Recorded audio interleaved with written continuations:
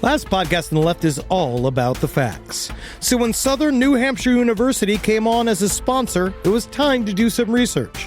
Turns out they offer more than 200 online degree programs, and get this, criminal justice and psychology are some of the most popular.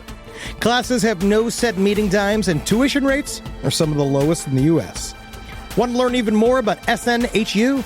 Visit snhu.edu/last. Insurance isn't one size fits all. That's why drivers have trusted Progressive's Name Your Price tool for years. Just tell Progressive what you want to pay, and they'll show you coverage options that fit your budget. Visit Progressive.com to find a car insurance rate that works for you. Progressive Casualty Insurance Company and Affiliates. Price and coverage match limited by state law. There's no place to escape to. This is the last podcast On the left. That's when the cannibalism started. What was that? Episode 400, boys. Wow. 400. 400. That's 600, maybe 650 hours of just last podcast on the left. Good Lord. Think about that. Side stories. We've been doing that for almost 2 years now. Good God. It's like another 100 hours. You're talking. We have almost 800 hours of content. Jesus Christ. Well, I'm not sure if that's good for the world or not, but we're still doing We it. got 800 hours. And you know what it took? It took 850 hours of last podcast and left for me to finally hone my abilities to get myself so tight, so ready to perform, so on the ball, so clever that I'll deliver the first joke of the episode 400, which is it's a shame that JFK got those neckties from Target. Come on, guys.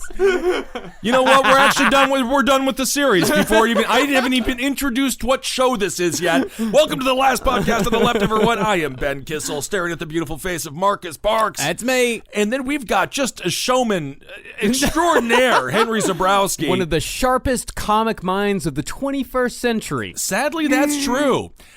Fart? I feel really good today. I feel really tight. I am the Bob Hope of this chair. Indeed you are. And much like Bob Hope, the troops love you. Yeah. All right. Well, why did Henry bring up JFK? Episode 400. You probably guessed it at this point. We've got a mind-blowing series for you ahead. We are talking JFK. It's finally time. It's finally time. And I actually, I've seen his brains explode so much in the last 10 days. I said I had a theory before the show started, and Marcus said, yeah, get it out quick, Kissel. So after you guys hear this, I don't think we even need to do this series anymore. Who assassinated JFK? It was suicide. You think about it. JFK, he was done being president. The Russians hated him. The Italian mob wanted him dead. His wife hated him because Jackie was just staring at him being like, you're having sex with all of these celebrities. His back hurt. JFK, he had a gun in his hand. Boom, boom, boom. And JFK set up Lee Harvey Oswald to take the fall so that Lee Harvey Oswald could take the fall so JFK didn't look like someone who would commit suicide in the eyes of the public. The only way that would be more perfect is if we were sponsored by Ziploc and you could just hear the sound of it zip and we're like, that's it. Case closed. Airtight. It was suicide. I thought you were going for the direction that JFK was asking for, driving around in a convertible. Strangely enough, I did do some research on the car, Marcus. And do you know that car? They just brought it in. They gave it a new paint job. They put the top on it immediately. Then Nixon rode around in it. LBJ rode around in it. It lasted until Carter. And I'm like, can't you just get a new car? But I have no idea why I did research on the car, but I did. Now, the assassination of JFK is, when you really get down to it, the tale of two stories. The first is the story of a crime, plain and simple, quite possibly the most famous crime of the 20th century. On November 22nd, 1963, the President of the United States, John Fitzgerald Kennedy, was murdered by an assassin's bullet while riding in the back seat of an open-top limousine as his motorcade drove through Dealey Plaza in Dallas, Texas.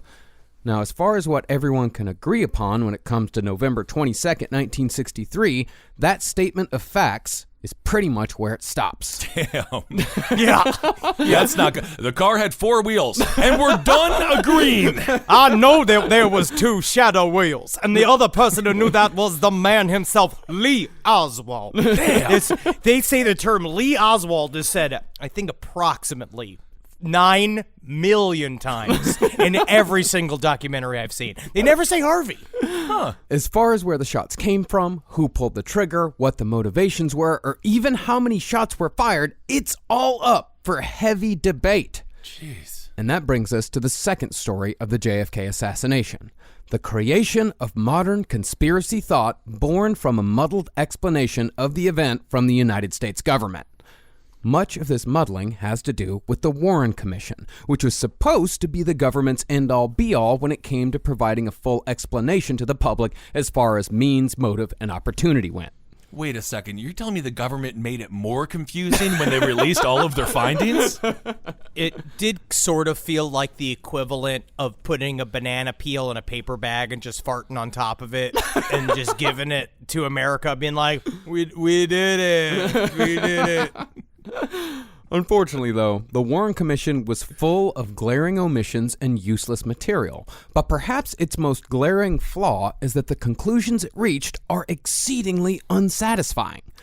As such, it created the largest conspiracy vacuum of all time. So what if we just have Stephen King write the ending to our report? Don't really tie up all the loose ends. Actually, I've got a great idea. What we'll do is, because there's one woman on the Warren Commission, right? And we have her be at the center of this kind of circle of big men, right? In the sewer system, they being chased by a clown, right? The clown is Lee Harvey Oswald. We'll call him that. I say all these senators take turn railing on that secretary, and we call it a day. Oh, so Mr. King, you want a gangbang to end the Warren report? Is that right? When you repeat it back, it doesn't sound as good.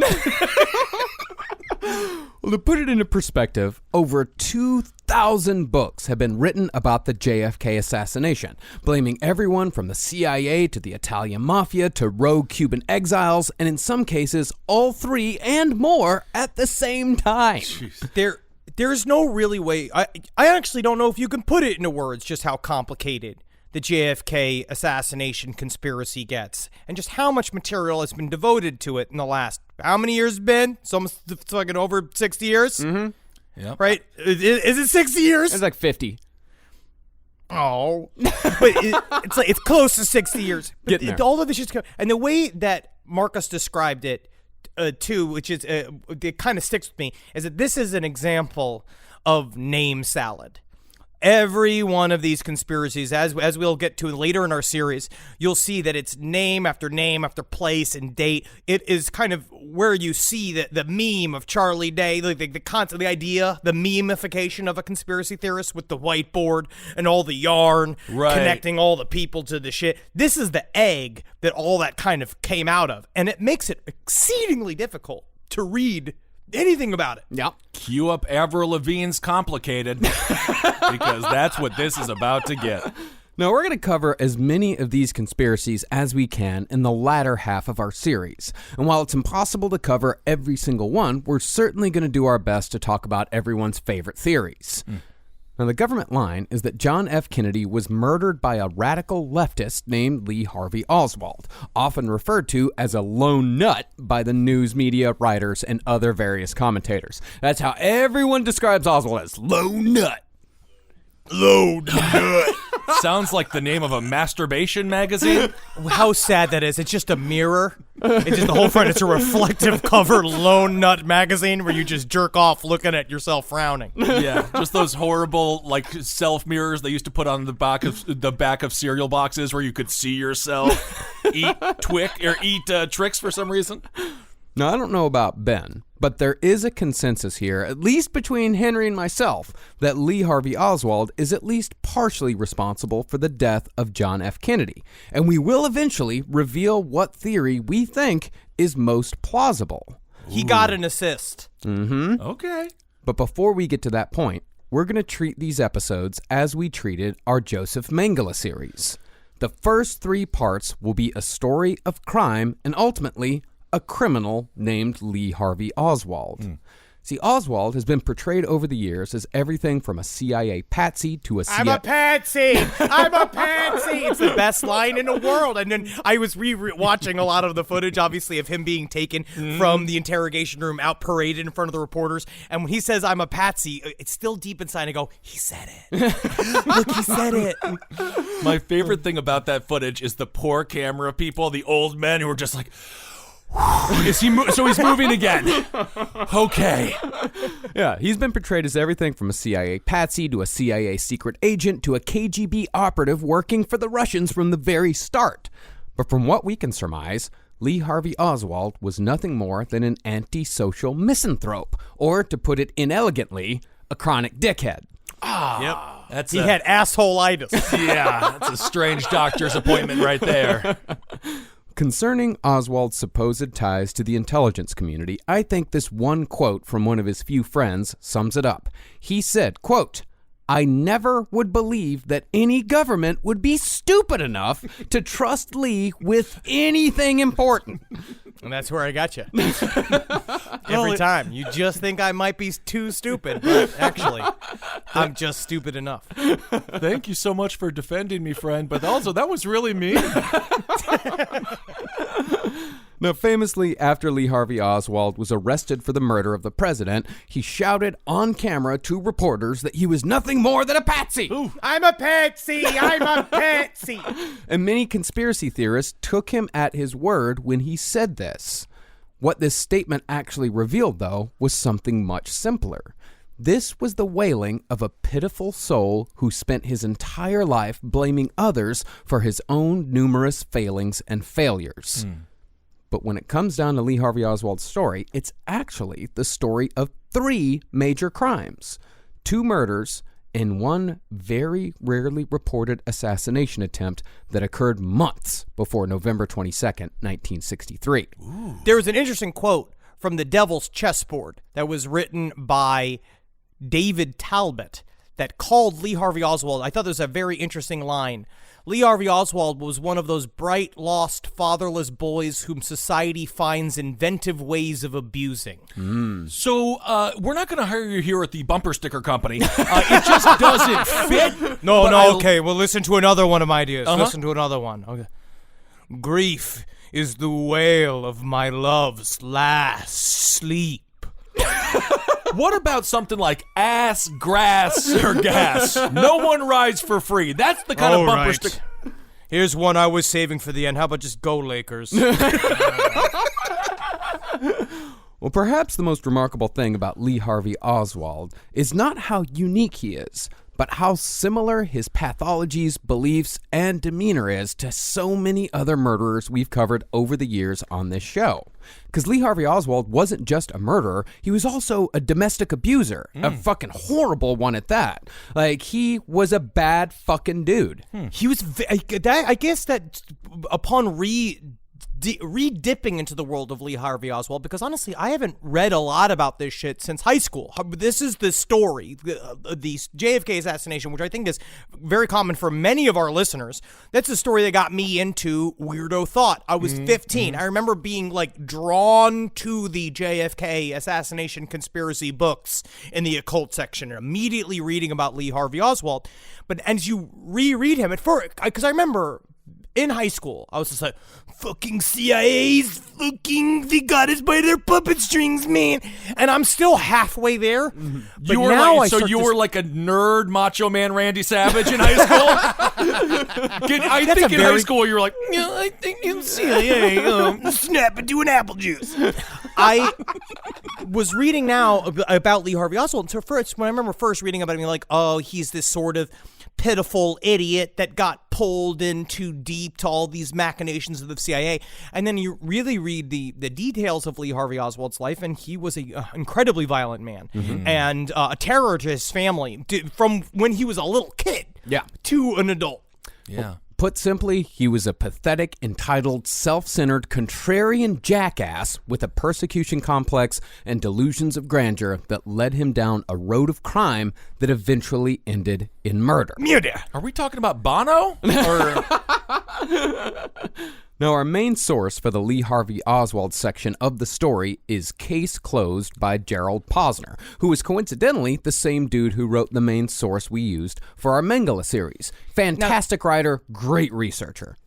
And this dude, this is like our legit good boy source. Yes. Like Case Closed this is the one that's like, yes, it has all the facts and all the correct timelines. I get it. It's the no fun book that we will come to and we will try to parse out the truth. Later on, though. It's not when we get to, no fun. I find it amazingly interesting and fun. No, I do too. I you know, because we're shh, Marcus, we're nerds.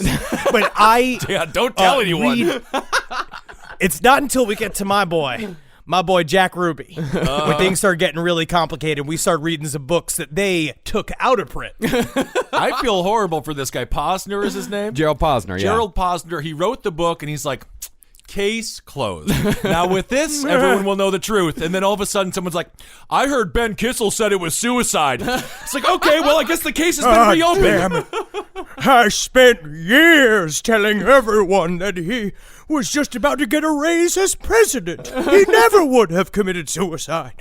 But it is really sad. The opening chapter to the newly revamped, like he did a re-release of Case Closed, and the whole beginning prologue is him just being like, this case has ruined my life. People have hunted me at my home. People have surrounded my family at the mall, yelling, "You don't know the truth!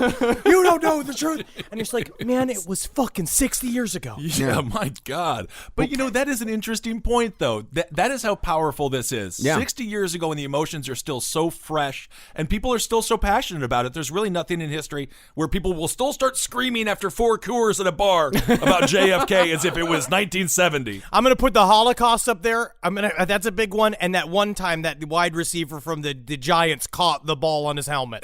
Those are 2 big parts of history that people are very emotional about. Absolutely. Now, admittedly, there are a few inaccuracies in Posner's book, but those inaccuracies are the sorts of mistakes made in any historical account, as I have yet to read a history book that doesn't get at least a few details wrong. You know, like the books that we read on the Donner Party, on Bonnie and Clyde, on Jonestown, on Rasputin. All of them have contradictions, and all of them have little mistakes because it's impossible to get everything right. And also, we don't know exactly what happened in every single fucking situation. I don't even know if there is objective reality, Marcus. Let's start there. Let's start there. Yeah.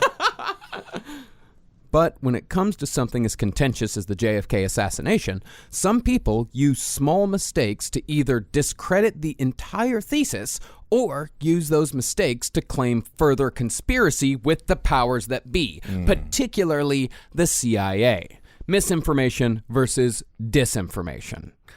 And that's one of the interesting things about the JFK assassination. Having the opinion that there was not a gigantic conspiracy within the government to murder the president is actually somewhat taboo. But I think this de facto assumption hides something important, and it's something that the CIA wants hidden. You see, the CIA likes the world to think that they are an omniscient, lethally clever, all-encompassing, infallible beast with tentacles that can and do reach and control every corner of this earth.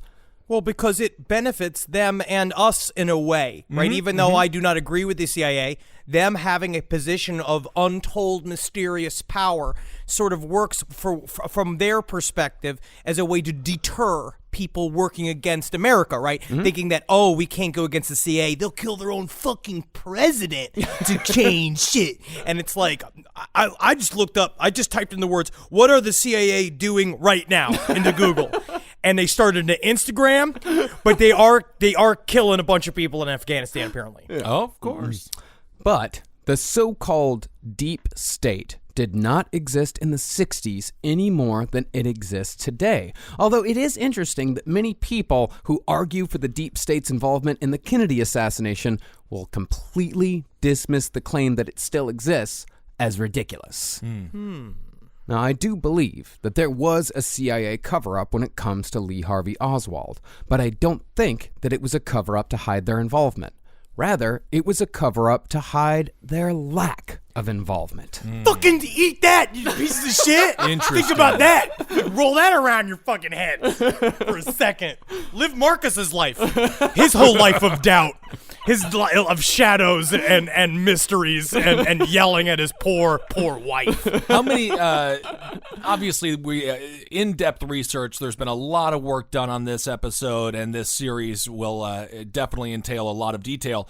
How many pickles did you eat during the research process? I mean, I just want the audience to get a sense of how deep we're about to go. Are we talking 3 jars of pickles, or are we talking 6 Vlasics? I'm going to say 4 cheeseburgers. Holy crap. You ate meat? I thought you and Carolina share a cheeseburger a day. No. I actually am not as unhealthy as you people think I am. I'm fine. You people? Okay. You people. Wow. I ate a fair amount of hobnobs, all right? You don't got to tell me. Just like, it's just something about how, like, if we had been doing this series like 10 years ago, it would have been you fucking sucking down whiskey, like same thing the way we used to read, just like chain smoking cigarettes, like reading microfiche, and like now it's you on a standing desk eating hobnobs but typing with the wrist guards. Oh, I have to start using wrist guards. Yeah, well, I have to protect myself from carpal tunnel. It's of starting course. to set in. Absolutely. Well, over the years, the CIA and the FBI have wasted a bevy of resources on harassing and monitoring people who weren't dangerous. Peaceful agitators like Martin Luther King, or harmless intellectuals who just had some curiosity towards communism at one point in their life. Meanwhile, people like Timothy McVeigh and his entire network of white supremacists, the 9/11 hijackers, and of course, Lee Harvey Oswald, end up slipping through the cracks and therefore are able to change the course of American history. See, the American intelligence community, just like every other organization, is staffed by regular people, and regular people fuck up and make bad decisions every second of every day. No, Marcus, it's the Central Intelligence Agency. Are you not understanding the acronym? They're brilliant minds. No way could they fail.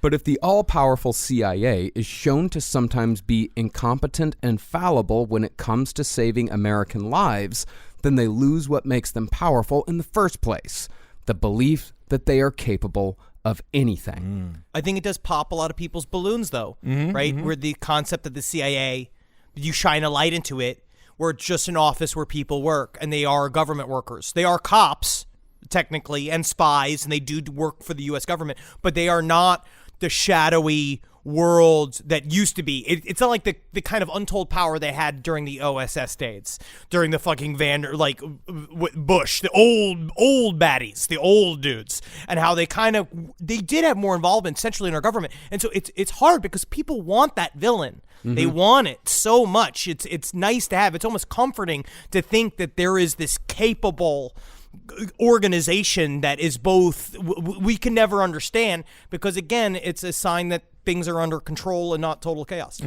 Well, the way Gerald Posner put it is when you put the weight of JFK versus the weight of Lee Harvey Oswald, just two men, you put them against each other as just two men, the scales don't balance. Right. Life is not fair. Life is just, it's one of those where it shows that the little dweeb can take out the most powerful person in the world. Yeah.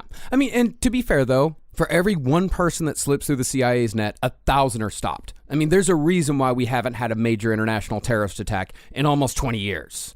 But infallible, the CIA is not. However, that's not to say that the CIA and many other organizations didn't want John F. Kennedy dead. The CIA itself, the military-industrial complex, right-wing extremists, left-wing extremists, the mob, and even his own vice president, Lyndon Johnson, all had reasons to rejoice in JFK's death. This is why JFK needed to bring everyone together and just say the sentence, I know I've angered a lot of you, and just try to bring them in. He just needed one trip to Margaritaville, and all of this could have been done and So you saved. think JFK should do a Ben Kissel HR trip? Yes. Where he just is like, let's get all the apologies done in one evening. But for somebody that was banging all of these actresses that he was, I mean, I guess that was a part of it. He straight up had so many enemies. So many. And then when he went into Dallas, he went into one of the most dangerous places in the world for him. It's amazing. He had all of these forces trying to kill him, and the one that got through, or at least partially got through, was this little nothing dweeb. Yeah. I'm sure we'll get into it, but would have been a good day to have a roof on the car. But I'm sure we'll discuss it. Well, we absolutely will. Now, if I could compare Lee Harvey Oswald to anyone in history, I'd compare him to someone like Rasputin. Really? Yeah. As we said in the series about Rasputin, he began his life as a simple Russian peasant, but eventually rose to such a level of power and influence in the Tsar's court that the world would be an entirely different place had he never existed. Lee Harvey Oswald is much the same type of figure. Of course, not a power broker and not in a position of influence, but the fate of the entire world hinges on November 22nd, 1963, in ways we can't even imagine. Also, there's no way he had a ding-dong the size of Rasputin's. It would have thrown off he wouldn't have been able to aim. It would have thrown off his entire gravitational structure. There's no way he could have done it with a ding-dong the size of Rasputin's. No, he had a tinier penis, so it got harder. Yeah. That's true for tinier penises. They get harder than big penises. I've seen different cockuments, and big ones get just fine. Just hard just fine. So whatever. It takes them a while, though. Well, had Kennedy not been killed that day, the world would be a fantastically different place. At the very least, Kennedy surviving that day in Dallas means no escalation in Vietnam and no Watergate. And without these two massive fuck-ups, American politics would be a much different scene than what we're putting up with today. He was at least planning to roll back out of Vietnam. That was one of his main tenets, I believe, that he was going to try and get us out of there, which would have changed everything. And no Watergate, no Forrest Gump. Yep, and of course that hotel wouldn't have all the cool, punny things about Richard Nixon whenever you go to the Watergate Hotel, which is awesome in Washington, D.C., by the way. They've always been very good to us. But I also have the inverse. Do we get the 65 Civil Rights Act? Do we get the Voting Rights Act? Do we get those progressive legislations that Kennedy had pushed forward without his death? Because that was sort of the consolation prize for LBJ. I would argue that the anger and betrayal felt over the Vietnam War and Watergate, it just disappears. And maybe, just maybe, the country focuses more on civil rights because we're not pissed off about everything else. The country is much more united. It's nowhere near as divided. And perhaps more things get done, and we would be in a better place now than we are today. Well, we definitely have a lot better chiropractors because the back on JFK was so horrible, he would have perfected it. I also wonder if this was a massive lesson to the United States of America that taught us that negative chaos allows for the government to actually obtain a lot more control. That when you throw everybody in a tizzy and everybody's just, when you're so mad at the president, I don't want to bring this to Dune. But the part of God Emperor of Dune, the whole thing is that you got to create a villain in order to create peace, right? You create a localized, everybody hates this person, so you create this kind of static order around everybody else because you're directing their fury up to the top. Where Nixon helped do that, right? Where it helped create this kind of divide between the people and the state, but they also use that too. It's all fucked up. I cannot believe you brought Dune into this. I honestly, will it get to it. reminds I'm me- in book now- 5. I'm almost done. Now I'm I have almost to done. bring up the thing that I always bring up, which is the Big Lebowski, where it's just like where Jeffrey Lebowski's just looking at Walter and just be like, "What does this have to do with Vietnam, Walter? What does it have to do with Vietnam?" Big Lebowski doesn't exist. That character doesn't exist. That's the thing, man. Art is different. Movies are different. Music in particular. CCR? With CCR? Well, they're still around, but you don't have Fortunate Son. That's the thing. Without the anger of the Vietnam War, you don't have the Stooges. You don't have Suicide. You don't have fucking punk. There's so much that happens because of these events. And there's so many ripples that happen from November 22nd, 1963, that it actually kind of makes Lee Harvey Oswald one of the most consequential figures in American history. I want us to continue, and I'm sorry, but I do just have to. I'm gonna put my weird cap on. Was Vietnam worth it? For CCR, the band, some of the greatest protest, Neil Young, some of the greatest protest music of all time. The Iraq War, we had horrible songs. I mean, that was all Horrible song. Again, bad Neil Young songs. Yeah, exactly. But Vietnam, man. Rockin' in the Free World's a great song. Yeah. Would you give up Apocalypse Now? I mean, you name it. It is my favorite movie. You just sound like the man that created the pet rock arguing for Vietnam. No, I'm not saying we would be in a utopian society, nor am I arguing that John F. Kennedy was some sort of saint or some sort of savior, because we'll get into his many failings and the possibility of him even losing the 1964 election because of the CIA in Episode 3. But the fact remains that because of Lee Harvey Oswald, the world changed. And the story of how Oswald came to be in the sniper's nest that day is absolutely fucking fascinating. Awesome. So, without further ado, let's start our series on JFK by getting into the life story of one of the most pivotal and pitiful figures in American history, Lee Harvey Oswald. Oswald! Lee Harvey Oswald was born in New Orleans in 1939 to a single mother. Single because Lee's father died of a heart attack 2 months before Lee was born. And naturally, this did not have a positive effect on his mother, Marguerite. See, even though conspiracy authors try to paint Marguerite as a loving, positive character, her other sons, besides Lee, paint a much different picture of the woman who raised the most infamous assassin of the 20th century. Lee's brother Robert described Marguerite as a domineering, controlling woman, high-strung and unable to accept the fact that her husband was dead. So scary coming home from school, seeing a bunch of your dad's old clothes on a broom, her just saying, see, he's still alive, see.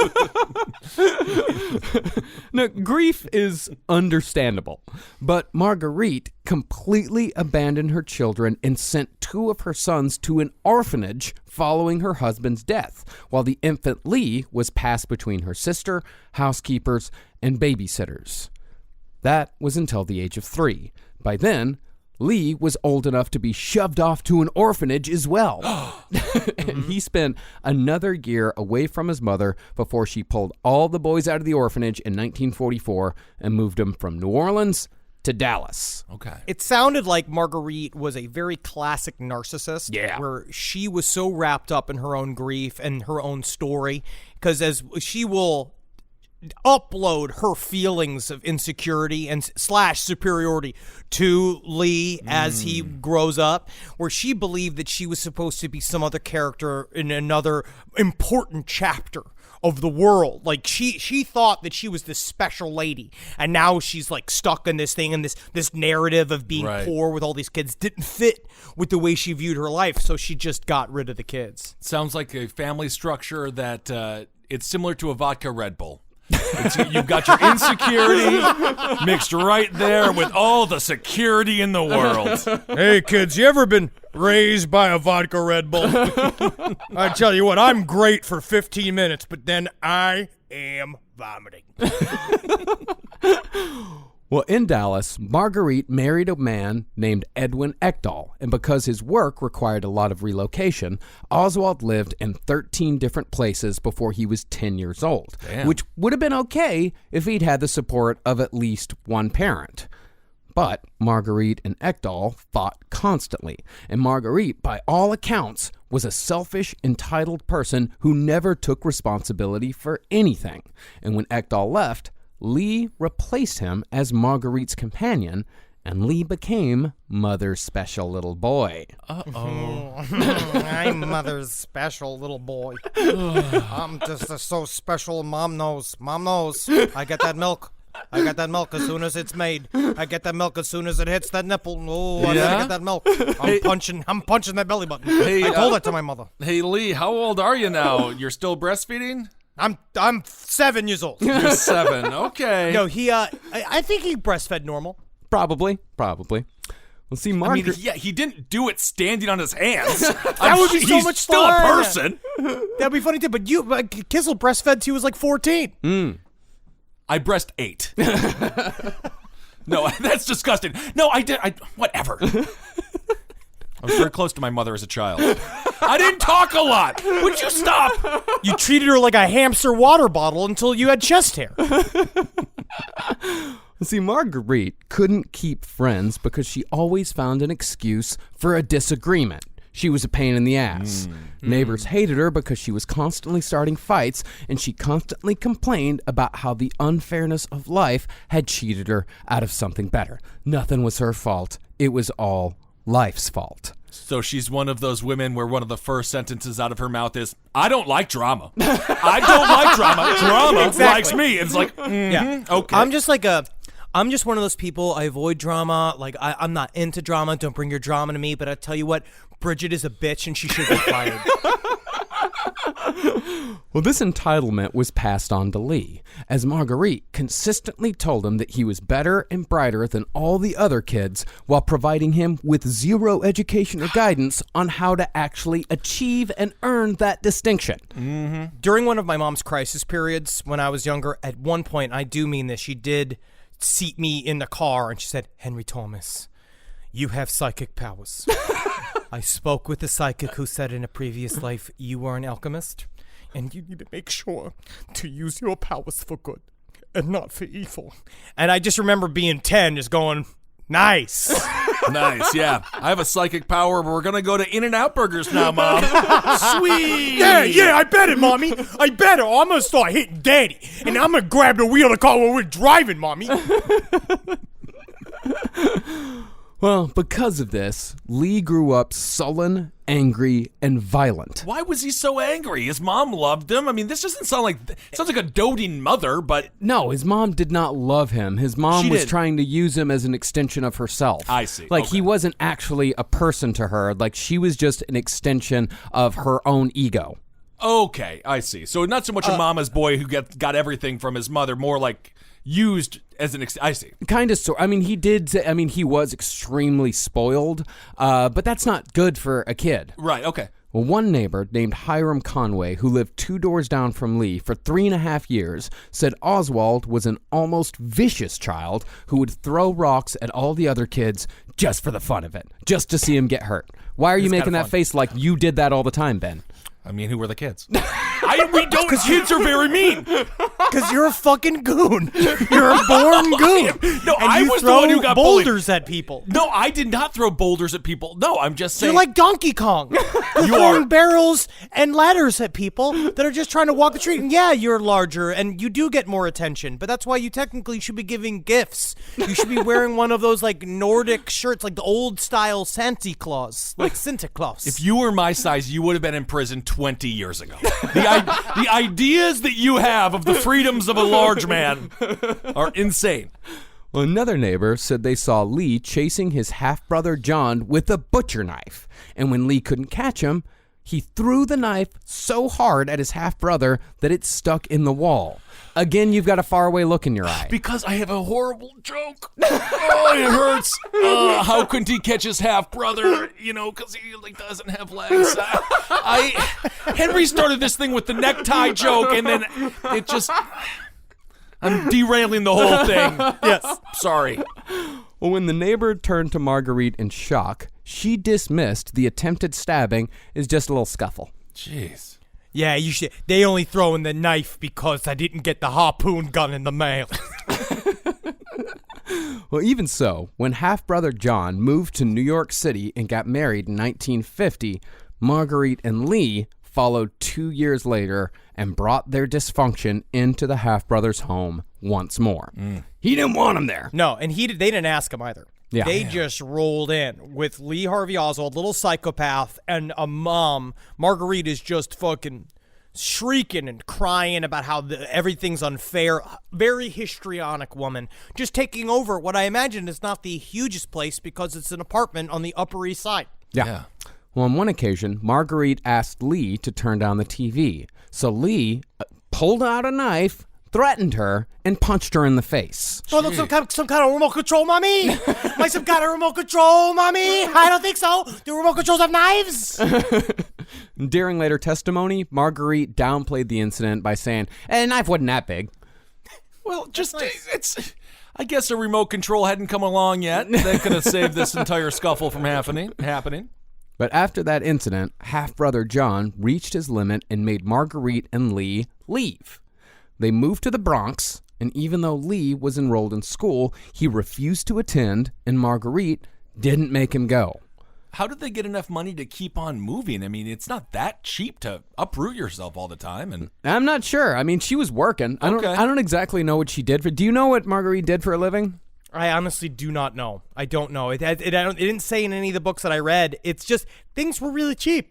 Right. Things were cheaper than they are now in this economy. That's very true. So during all of this time, Lee Harvey Oswald was viewed as like, so the mom, so all of this kind of built, I think, to him starting coming at her with the knives. Because the way it started, she doted upon him, right? She said all of this shit about how he was a genius and stuff, but she also told him that he was very physically fragile. Yeah. And that you can't go and play sports with the other boys. And he says, like, so what am I supposed to do, mommy? Just like, that's why we're putting you in tap dancing lessons. Whoa! So Lee Harvey Oswald took tap dancing lessons, which I can only imagine is just him just going, oh, you want me to do T for 2, huh? Oh, you want to do T for 2? Guess what? I only do T for 1, baby. If you would have done tap dancing outside of the when he was being arrested, I'm a patsy. Combined with tap dancing, I think you gotta legally let him go. Well, when Oswald was finally sent to a youth house for refusing to go to school, a psychiatrist with the improbable name of Renatus Hartogs said that Lee had the potential for explosive, aggressive, and assaultive behavior. Yeah, he is all sorts of fucked up. He is very, very mean. He yelled a lot. He yelled at the nurse. He yelled at me. And I was like, hey, now, let's think about this for a second because I'm a hypnotist. Which is true. Renatus Hartogs, this is where we're going to do a little bit of... Let's do a sideswipe here. Do you think this is when they started training him for MK Ultra and they started giving him LSD? This is true because so-called Dr. Renatus Hartogs, right? He was a part of he had legit connections to the training facilities of MK Ultra and was one of the proponents of using LSD for mind control operations. And so all of this is very connected together. But for some reason also then, Renatus Hartogs, after all this happened, after Lee Harvey Oswald left his charge, he was fired for having sex with a client where he's a professional hypnotist. This is true. He was a professional hypnotist. And he got fired for having sex with his client because he basically manipulated a schizophrenic woman into believing that the only way to cure her was for her to have sex with him. Professional hypnotist. That's why never be in a room with a professional hypnotist ever. I agree. And they try to say, obviously he ended up got his license removed and all stuff, but they asked him what his defense was, and his defense was, is there crime in seduction?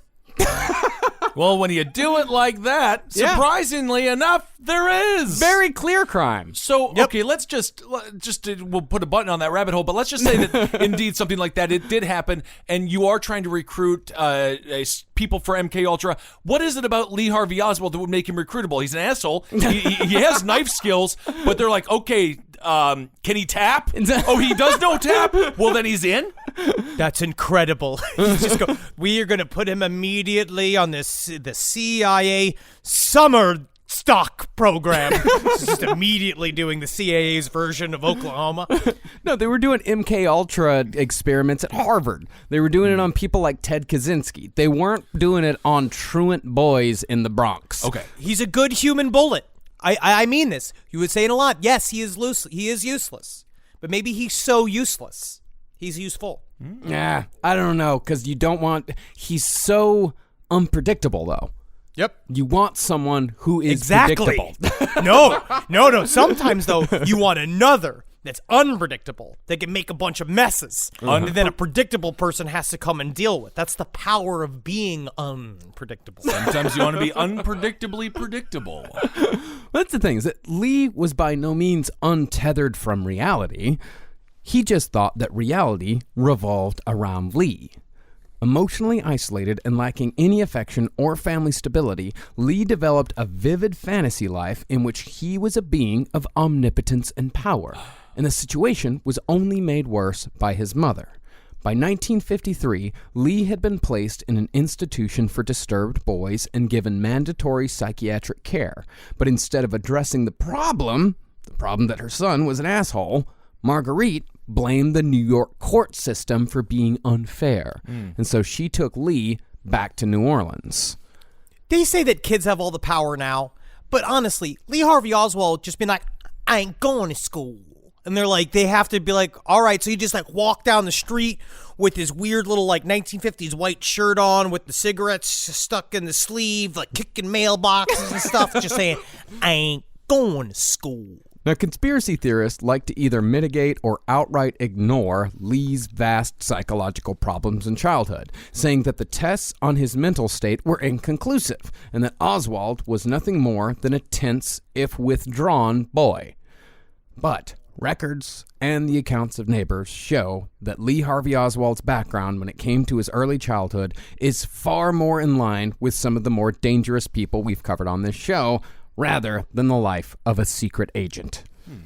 So when the Oswalds returned to New Orleans, Lee was a spoiled, self-centered teenager who would stand at the head of the stairs in his home and scream at his mother to come make him something to eat. He's Holden McNeely. Yeah, we were all thinking that and Holden McNeely. If Check you him out, listen Wizard to- of the Bruiser, page 7. If you listen to stories about Holden's childhood, it sounds like this. He was scary to his parents. Yes. And no matter what Marguerite was doing, she stopped everything to take a plate of hot food to Lee's room. Aw. But that's not aw. But what kind of childhoods the two of you have? Honestly, I could have gone for some. You're telling me I got room service up in this? Sweet. I need something to eat, Mommy. I need something to eat. Oh, Henry Thomas, you've already drained me dry this afternoon. I'm not some kind of heifer. I'm not from Nebraska. Hey, Mommy, you're going to have to go out and get me somebody else's milk. Okay, Henry Thomas, let me get my bucket. Just a tyrant. The tyrant in Queens. Furthermore, Marguerite had moved her teenage son to a red light district in New Orleans, which meant that Lee was growing up in a community of crime and corruption. Lee also showed a small propensity for animal cruelty. Once, during a fishing trip with a group of neighborhood children, Lee laid all the fish he'd caught that day down on the bank and left them to die rather than throwing back the small ones or even keeping the larger ones to eat later. It seemed as if all he wanted was to watch him suffer.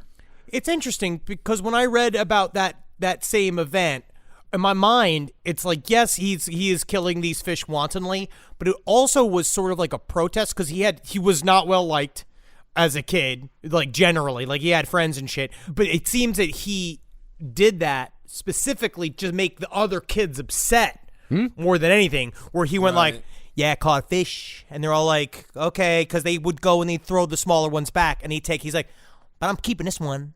And he would like put it on the lawn and then catch another one like, hey, see? Got another fish. And they're like, great. Do what you got to do with it. And then he'd like throw it down, smoke a cigarette even though he's 11. Just like watching all the kids like writhe on the thing and him staring at them being like, I can do this all day. We're like, do it. Do it. We're fishing. We're hanging out. Okay. I mean, not the worst animal cruelty we've ever heard. It's not, no, but it's still animal cruelty. No, it's still wanting to watch a living thing suffer. Was it possible he was just trying to progress evolution? What if those fish all just started to breathe oxygen for the first time? Didn't need water anymore. But even though Lee sounds like a massive pain in the ass, he still managed to make a couple of friends. And one, William Wolfe, bonded with Lee over a shared love of history. Because Oswald was smart enough to be curious about history, but still self-absorbed enough to only apply it to himself. Hey, man, you ever see pictures of goblins? They're always in groups. Goblins love friends. That's true. So at this friend's house, Lee discovered a book about communism, and something inside Lee's head immediately identified with communist thought. And before William knew it, Lee was scouring New Orleans for a communist cell to join. He's about 14. I mean, it is a little bit like Roger Stone. It's just a little bit like, that's not normal for 14-year-olds. But I guess it does require a level of interest in society, though, which is interesting. It absolutely does. But it kind of reminds me of kids that wanted to be punk, but the way they started it was just by putting like glue in their hair. When William Wolfe's father heard Lee extolling the virtues of communism in his own home, he kicked Lee out the door. But the damage was done. From that day forward, Lee Harvey Oswald would at least claim to be an ardent communist. Now, it's a matter of conjecture as to why communism appealed to Oswald so strongly, but we think that it might have something to do with Lee's contrarian nature. See, in 1955, in America, about the most provocative thing you could be was a communist. If you were an out-and-out communist, you were hated and somewhat feared, and you certainly got attention. I actually don't think Lee Harvey Oswald believed in anything. To put it in modern parlance, Lee Harvey Oswald was a troll. Ooh. There it is. There he is. I wonder if he believed in anything or not. That's one of those eternal questions about the inner nature of Lee Harvey Oswald, because he does walk the walk quite a bit. Like, he does throw a lot of the terminology around, and he says to espouse it. But I really do. My heart of hearts tells me, reading about what he's doing, the way he does his performative communism to everyone around him. It does seem he's doing it just to be a pain in the ass. We've all known that guy. Many of us were friends with him in college and still are today. But besides that, Oswald was probably also just looking to belong to something. And communism gave Lee everything he was looking for when it came to being a part of a group. Because the whole point is to be a part of a group. The whole point is to be a part of something. It reminds me quite a bit of Berkowitz and Gacy. This is kind of where it comes to, because they both love their groups. Like Berkowitz became an evangelist Christian. Gacy became, part of the JCs very famously. But those guys actually kind of made friends within their circles. And like Lee Harvey Oswald only ever made enemies. No one ever liked him, even in the communist community. And I think it comes down to because it's just easier to make friends with somebody when they're a little bit chunky. He was too thin. The whole problem is, is this entire episode going to conclude with, then he went on Jenny Craig and was able to get up to the book depository and he shot Kennedy because finally he was on the right meal program. You got to eat first to act right. That's true. You got to eat right to act right. I agree with that. So by the time Lee was 16, he dropped out of school and started working menial jobs where he would extol the virtues of communism to his coworkers, casually commenting that President Eisenhower should be killed for exploiting workers. I literally knew 10 of these guys when I worked at the Strand. It's why they worked there. They were hired there because of their ranting at customers. Now, many have wondered why Oswald was able to talk so openly about his allegiance to communism without any real repercussions, when so many Americans during this time were being destroyed for something as small as attending one communist meetup 20 years previous. For those of you unfamiliar with this time in American history, the 1950s were the time of the Red Scare, and many Americans believe that communism was insidiously gaining a foothold in America in order to change the system from the inside out. Ooh. No! No! I don't want health care! So, to prevent this supposed threat, thousands of people in both the government and in the entertainment industry in particular were blacklisted from working if they had even the smallest connection to communist thought. Even if you had gone to a communist meeting in 1924, if it came out during the McCarthy hearings in the 50s, you were fucked. I'm not going to go watch a commie actor. I'm not watching a commie actor as the customer. I'm fine with the purge. Get rid of him. It just sucks. If you bought a sickle from a Polish guy in 1925, you could not write movies anymore. Okay. But for the most part, the people being blacklisted were people of influence, or at the very least, people who might have some consequence on the lives of others. Lee Harvey Oswald was no such person. He was of no consequence, and therefore not worth the effort, because, again, governmental organizations are run by actual people with limited resources, and running down a teenage clerical worker wasn't exactly at the top of their fucking list. I tell you what, though, I went outside of that CIA building. I told you what I went out there and I told him what I was. You know what the guy said? You know what the guy said? You know, they nerve to tell me? You know the nerve to tell me? He said, I'm small potatoes. Really? You know what I tell him? Buddy? You know what, buddy? Actually, I'm big potatoes. I'm bigger potatoes than you think. These potatoes are going to come rolling out so big that you're going to wonder what to do with them. You're not going to have a microwave to be able to deal with how big my potatoes are. Hey, CIA boss. There's an unemployed chef outside. He's talking about potatoes. Do you just want to give him a job? Or These ain't pequeña potatoes. These are grinded potatoes. Okay, just want to come in? Do you want to cook for us? I'd love to use the bathroom. No problem. Those are some big potatoes. Now, even though Marguerite pretty much waited on Lee hand and foot, she was also an overbearing, oppressive figure. He wanted to get the fuck away from her. So, when Lee came of age, he joined the Marines, partly to get away from his mother, and partly to belong to something. That is quite fascinating, though, right? Obviously, he couldn't be that much of a communist if he's going to join the Marines when the U.S. was actively at war with communism. At the time, I mean, it was something to do because all of his brothers had all done the same thing. He wanted to get the fuck away from his mother. He didn't know how, and he knew that his brothers had all gotten away from her by going to the Marines, so he figured, all right, I'll do it too. We have nagging mothers to thank for half of the people in the military. Yes. That's how my father joined the Navy. But he truly emulated his older brother.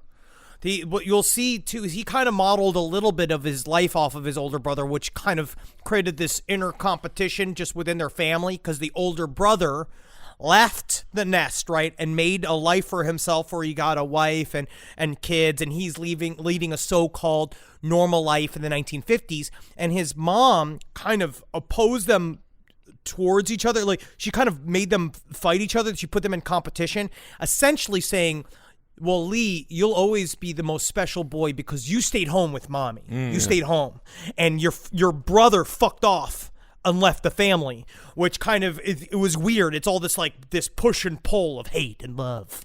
And it also tells you how much he truly believed in communism. You know, if he was truly into this shit, then yeah, he wouldn't have joined the Marines. But it tells you it's more of an act. Okay. It's a slippery slope because he joined that flight club too, where the little boys learn to fly, which is a crazy program to think about it. In the 1950s, they just taught fucking 15-year-olds how to fly planes. They would go and they would take these kids, and then that ended up being fucking wildly connected deeper into Lee Harvey Oswald's life when we find out his flight teacher from when he was 14 years old is some big, he's embroiled deep in the Cuban conspiracy world. Woo! There's a lot. When you said flight club, I thought he was really into Nikes. Oh, hell yeah, bro. Fuck yeah, dog. Henry is the guy he's talking about is the guy that Joe Pesci played in the movie JFK. Okay. Yeah, he had alopecia. He has the pasted on eyebrows. And he wore a wig with a chin strap. They really could have telegraphed that he had alopecia a little bit more in JFK because it just looked like he was wearing a bad costume. Yeah. Is there anything better than a summer evening outdoors? Enjoy your space to the fullest with new greenery from Fast Growing Trees. I love a big, thick bush. Fast Growing Trees is America's largest, most trusted online nursery, and they can send me a big, thick bush any time of the day. It arrives at work. It arrives at my car. I can pinpoint on a Google map where it is. Send me a big, thick, brown bush. And they send it immediately when they have it, because sometimes the shaver comes to town. I remember one time I ordered a cherrywood tree from Fast Growing Trees, and my God, I couldn't cut it down, no matter what my father told me to do. I had to lie to him about it, and next thing you know, I became the first president of the United States of America. And even you can become the first president of the United States of America with Fast Growing Trees. Right now, get up to half off select summer planting essentials, plus get an additional 20% off your first purchase with code LEFT at checkout. That's an additional 20% off at fastgrowingtrees.com with code LEFT at checkout. Offer is valid for a limited time only. Terms and conditions apply. Summer schedules can get busy fast with camps, vacations, sports, family time, and every single time Carmi eats a block of dark chocolate, we got to take her to the emergency room. You know how much time that takes. All right, IXL makes it easy to keep learning part of the routine in just a few minutes a day. IXL is an award-winning online learning platform that helps kids truly understand what they're learning, whether they're building math confidence, strengthening reading and writing skills, or reviewing science concepts. From pre-K through 12th grade, IXL offers personalized, interactive learning that adapts to each child's level and pace, which is great because Carmi has been really slow in biology, and Wendy has really been struggling with American history, mostly just because she doesn't agree with the way it's being taught. So it's really important. You make an impact on your child's learning. Wendy, as soon as she gets her chicken, she is ready for all of her lessons. And Carmi just really has to eat 5 or 6 bites of liver, beef liver, chicken liver, and then she can really get down to, I'm hoping this is the year she reads To Kill a Mockingbird. So really, IXL, thank you. Make an impact on your child's learning. Get IXL now. And Last Podcast on the Left listeners can get an exclusive 20% off at IXL membership when they sign up today at IXL.com/left. Visit IXL.com/left to get the most effective learning program out there at the best price. All right, I know what you're thinking. I like to go banking, but I don't want to give to these big old banks all the time that cater to the 1%. Well, go ahead and get yourself hooked up with Chime. It's banking built for you, not just those rich jerks. And they got thousands of fee-free ATMs because why pay to get your own money? Chime is working for you, man.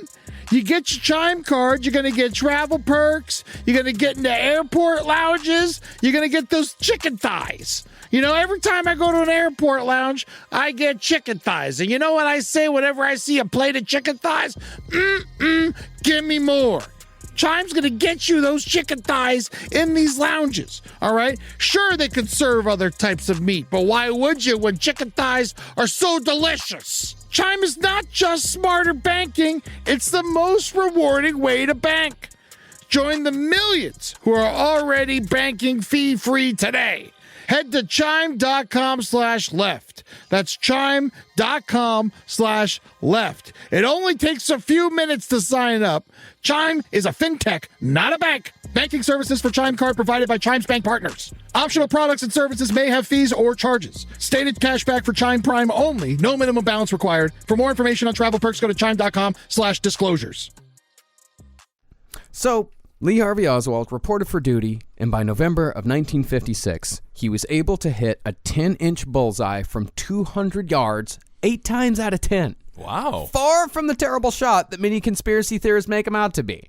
I mean, some just don't mention his shooting record, while others out and out lie. And speaking of the movie JFK, the most egregious example comes from Jim Garrison, who was famously played by Kevin Costner. Garrison said that Oswald was, quote, a notoriously poor shot and had an abysmal marksmanship record in the Marines.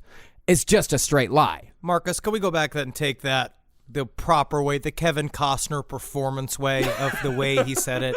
Because you can't escape the gravity. All right, I'll try it. I'll Costner try it again. Well, Oswald was a notoriously poor shot and had an abysmal marksmanship record in the Marines. Hey, aren't you that dickhead who made a baseball stadium for ghosts? Why are you the defense attorney and the prosecutor? What's going on here? What are you?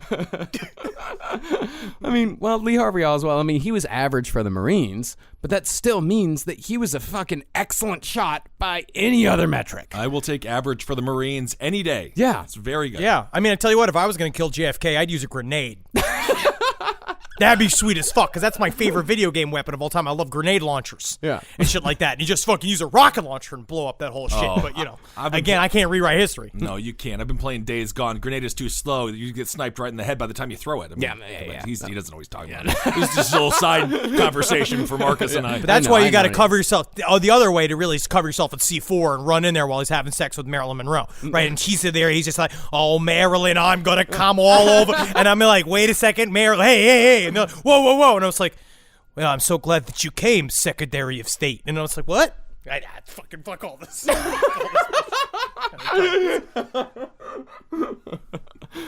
Not surprisingly, nobody in the Marines liked... Oh, Marilyn. I tell you what, Marilyn, I'm going to come up inside them guts. Oh, my God, what is it? Who is that? It's me, Henry Zabrowski. I'm here to assassinate. Whoa. Hey, Henry there. I couldn't help but notice you tiny Petey there. Wouldn't you want to join in on making love to this beautiful woman with me, sir? Yes, sir, Mr. President. I'm surprised it took this long to get to a JFK having sex with Marilyn Monroe impression. And I'm happy we got there. And now, actually, he waited a full hour. Yep. Episode 400. We only have approximately 5 more episodes of this series for me to do those jokes. And not surprisingly, nobody in the Marines liked Lee Harvey Oswald. Not necessarily because he was a dick, but mostly because he was just a meek, alienating figure, which that earned him the nickname Ozzy Rabbit, and that eventually turned into Bugs. As in Bugs Bunny. Okay. It's not the cool. It's not the worst name. I kind of like Ozzy Rabbit. Yeah, it's not bad. Bugs. Now, he did try to fit in at first by being funny, probably because someone told him that's how you get people to like you. But since Oswald had no sense of humor whatsoever, just failed miserably. Hey, Private Thompson, come here. Private Thompson, come here. Come here. Hey, knock, knock. Oh, yeah. Knock, knock. Say knock, knock. Oh, I say knock, knock. It's the beginning of a joke structure. I'm sorry, Lee. I didn't know we were doing a joke here. Okay, knock, knock. Fuck you, buddy. I'm busy. No. Lee, you're supposed... Fuck you, buddy, knocking on my door without calling me. Sending me a text or something. Lee, you're supposed to say, who's there? Don't tell me what the fuck to say. No, I'm not telling you, but if you wanted... That's the point of the knock, knock. I say knock, knock, and then you say, who's there? Coming to my house No, without I'm not. inviting yourself? I didn't invite you to my home and you just show up? Invite yourself over to my home? Knock, knock, who's there? Say orange. I ain't playing your wizard games with you anymore. Okay. Well, instead, Oswald fell back on aggression by trying to one-up everyone in every conversation, seizing on any small mistake made and berating the other person with those mistakes. Again, a fucking troll. Would not berate a bunch of Marines. Like, they will get upset with you. Look what happened to Pat Tillman. Oh, yeah. I mean, that's the thing, is that Oswald, when he was growing up, he was always a year older than everybody else because he had moved around so much. That's just the way it happened when it came to schooling. And since he was older than everyone else, that meant that he was usually bigger than everyone else. And paired with his aggressive tendencies, that meant that Oswald was a fucking bully the whole time growing up. Doesn't that mean he was, like, left behind? Can't you just be like, yeah, because you were left behind in school, you dummy? Every single one of my bullies was left behind. Not a single one of my... They had street That's smarts. how you get... Every single one of the kids that used to beat the shit out of me or broke bones or anything like that, all to the letter, every single one of those kids had been left behind at least once, and in one case had been left behind twice. That's a strategy. That's a fighting strategy. You understand that you put yourself in a new weight class. You just put yourself in the weight class below. And Lee Harvey Oswald he wasn't tiny, but he wasn't big. But just watching him, just imagining him screaming at all these Marines, he never tried, man. He never got it. He didn't understand what it was about making friends. Everybody had to come to him. Everybody had to worship him and pay fealty to him. They had to ask him questions. This is where it started, all of this weird shit. He kind of wanted to be worshipped. Yeah, he did. Well. And the Marines, that shit didn't fly. I mean, Oswald was only, 5'8"? And he had pretty much my build and had no fighting skills at all. So Oswald routinely got his ass kicked by the other Marines. But of course, Oswald believed that he was a great man, and the fact that no one else saw it caused great frustration, even though he, again, did absolutely fucking nothing to set him apart from his fellow soldiers. Eventually, Oswald was stationed in Japan, where he very quickly accidentally shot himself in the left arm while screwing around with a .22 caliber Derringer he'd bought just for fun. See? That's funny. See, now he's finding humor. But it's also the way he played it off, because he did it in sort of an embarrassing way where it happened, and then he tried to act all dignified because he walked into the room. They heard a gun go off while he was doing whatever in another room, and he walked out. And he's just like, I appear to have shot myself. Like he said it like it was normal, like he fucking dropped the jar of peanut butter. All right, he's getting a sense of humor here. Well, as a result, he was passed up for a promotion and was assigned kitchen duty as punishment. Charges were brought up, and he was found guilty, given 20 days hard labor, fined $50, and demoted to the rank of private. Because doing something like this. Like the Marines just look at him and go, what kind of fucking idiot are you? We were told that you were big potatoes, and big potatoes don't shoot themselves in the arm. You say one more thing about my potatoes, I swear to God, I'm going to show you my oranges. There you go. See? Knock, knock. Who's there? Who's there? I didn't invite you to my home. But you said orange, and we're getting there. Now, naturally, Oswald saw none of this as his fault, and he started down the same train of thought his mother had taught him to follow when she took him out of the home for the disturbed boys and moved him back to New Orleans from New York. If you don't find you shooting yourself in your arm to be your fault, you have a psychological problem. Like, there's no other possible answer. Society did not do that to you. Not possible. No, your mother did that to you. It was a Derringer. Yeah. It wasn't even that. It's not even that complicated of a gun. It's one bullet. He shot an entire gun's worth of bullets into himself. Well, the way he saw it, the problem in the Marines wasn't Lee Harvey Oswald. The problem was the United States of America. Yeah, man. And so Oswald began to seriously think about defecting to what he thought was the communist utopia of the Soviet Union. It's so much fun over there. Yeah, and when I think the word utopia, the first things that come to my mind is the brown and gray world of the USSR. Yep, wonderful. Well, during his last few months in the Marines, Oswald would try to read Russian newspapers. He'd play loud Russian music in the barracks. And he did all this shit so much that all the rest of the Marines started calling him Oswaldkovich. Which, of course, he fucking loved. And he made everyone call him Oswaldkovich. Shit. Honestly, that's what you do. You lean into the nickname, and Yeah. I guess he did that. He called everyone comrade. He'd pepper his conversations with da and yet. Oh, my God. Where did he fucking study abroad? Kids are using the word comrade again, and I just have to say don't use it. I like it. I hate the word comrade. What's wrong with comrade? Because we have words called friend or buddy or pal or Bob. Comrade's so much more fun. You are quickly doing. We're losing Marcus, Henry. Unfortunately, Sammy Hagar ruined the current usage of the term amigo. I would use it more. I love Sammy Hagar, but it's just his use of it. It really destroys the entire word. Yeah, I mean, Lee Harvey Oswald also owned copies of Das Kapital, just kept him in his bunk, and oddly, also owned copies of Mein Kampf and Animal Farm, which are about the most anti-communist books you can get. Just mixing it up. Yeah, but They're just mixing it up. Honestly, you got to have a lot of different sources. See how other people think about stuff. Sometimes it helps to get another perspective. yeah, but isn't Animal Farm an analogy for what happened during the Holocaust? No, for what happened during Stalin's Russia. During Stalin's Yeah, Russia. it's an anti-Stalinist. Okay. Yeah, I see. anti-authoritarian. 4 legs good, 2 legs bad, blah, blah, blah, blah, blah. Yeah, well, It's good thing. almost like he didn't know what he was talking about. But I tell you what, Das Kapital is my favorite album by Helmut. Helmut! But again, nobody cared about any of this because Oswald was of no consequence. Nobody thought that Lee Harvey Oswald was someone to take seriously. I mean, he was a Marine telling everyone, I am a communist on a military base. No one gave a shit. Can that really be blamed on him? I guess that I struggle with this question all the time. Like, how did he make it as long as he did within the Marines while he was spouting all this horseshit?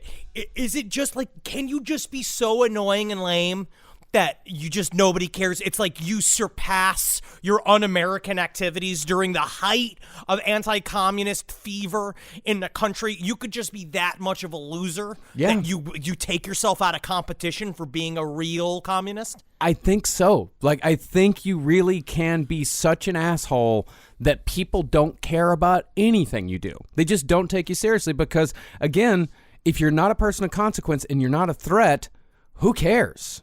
Yeah, I mean, I guess also we were kind of at a relative time of peace. We got the Korean War. The Korean War is going to come up, but I guess also maybe that was it. That was after the Korean War. This is after the Korean War? Yeah, Korean War's done.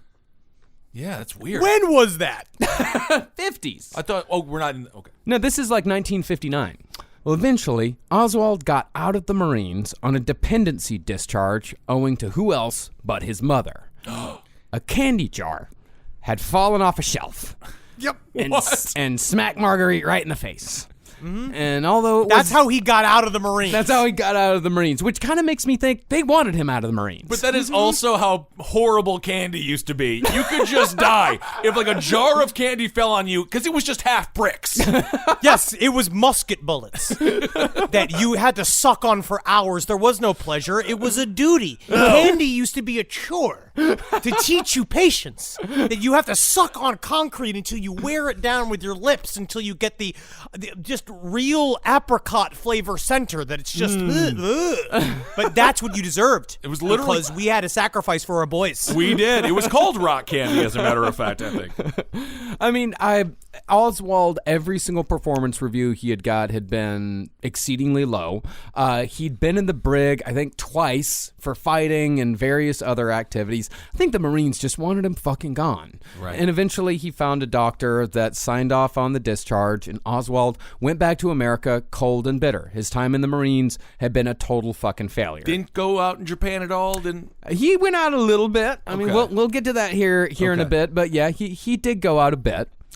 Well, from there, Oswald decided it was finally time to begin his defection to the Soviet Union. Now, a lot of people make a big deal as to how Oswald got the money to travel to Russia, but the truth really isn't that outlandish.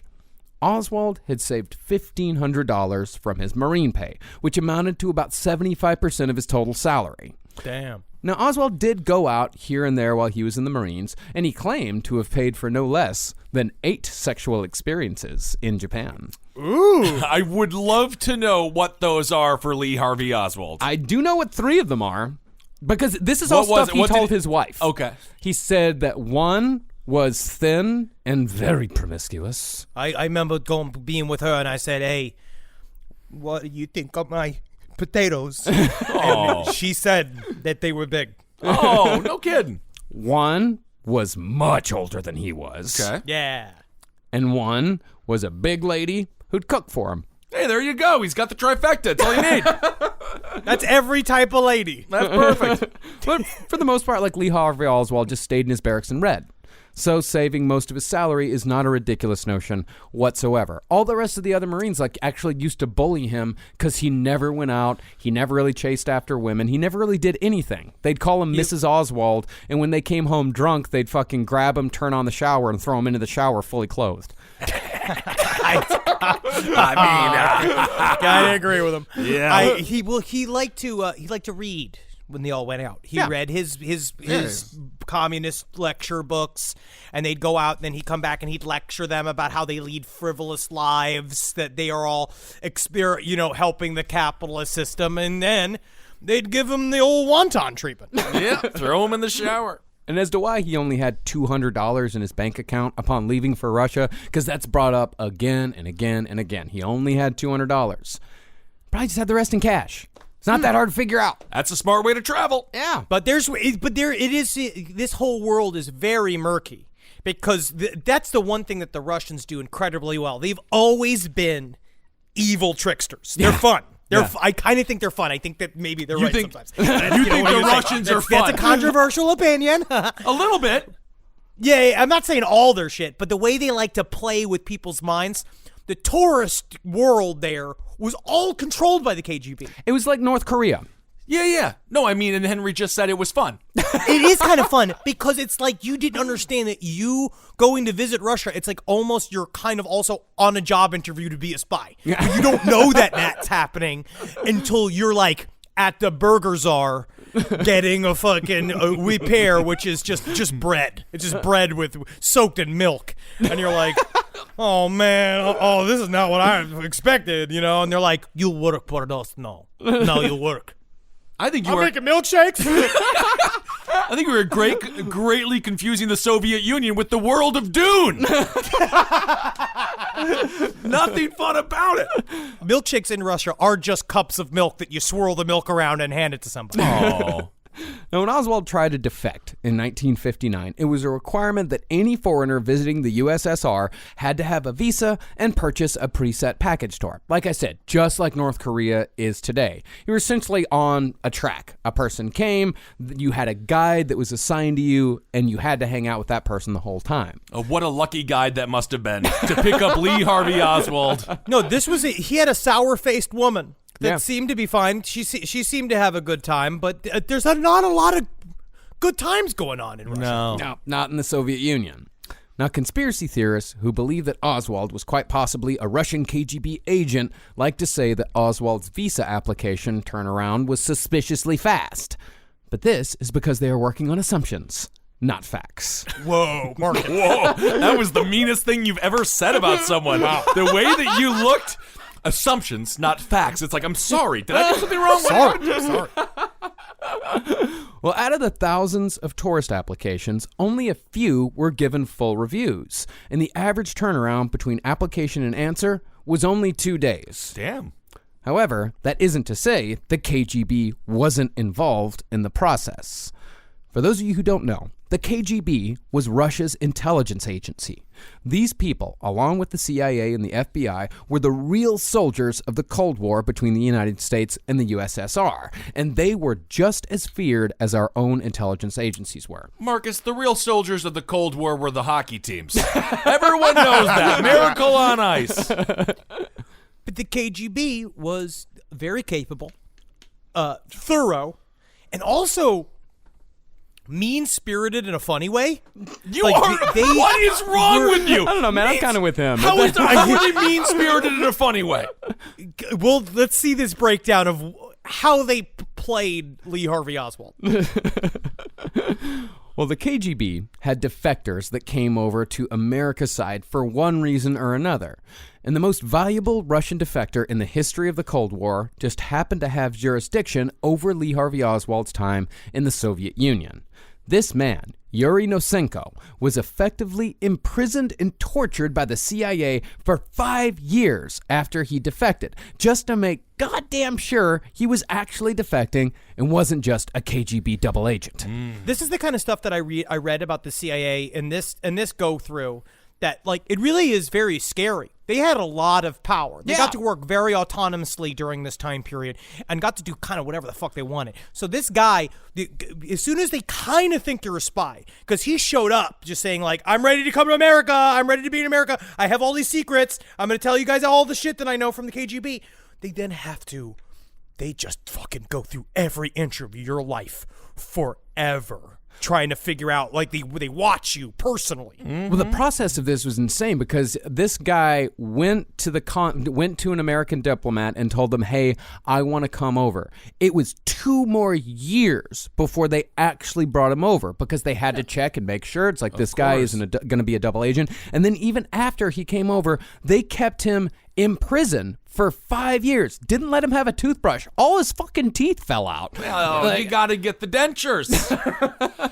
They barely fed him. They kept moving him from place to place. They kept him locked in a fucking attic for like 2 years before they finally said, like, all right, you're good. What do you got? You passed the test. You passed the test.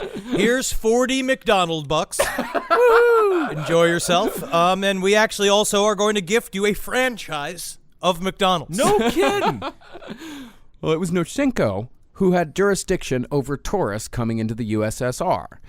And he remembered Lee Harvey Oswald because Lee Harvey Oswald was a memorable fucking weirdo. He said that the KGB was not interested in Lee Harvey Oswald in the least bit.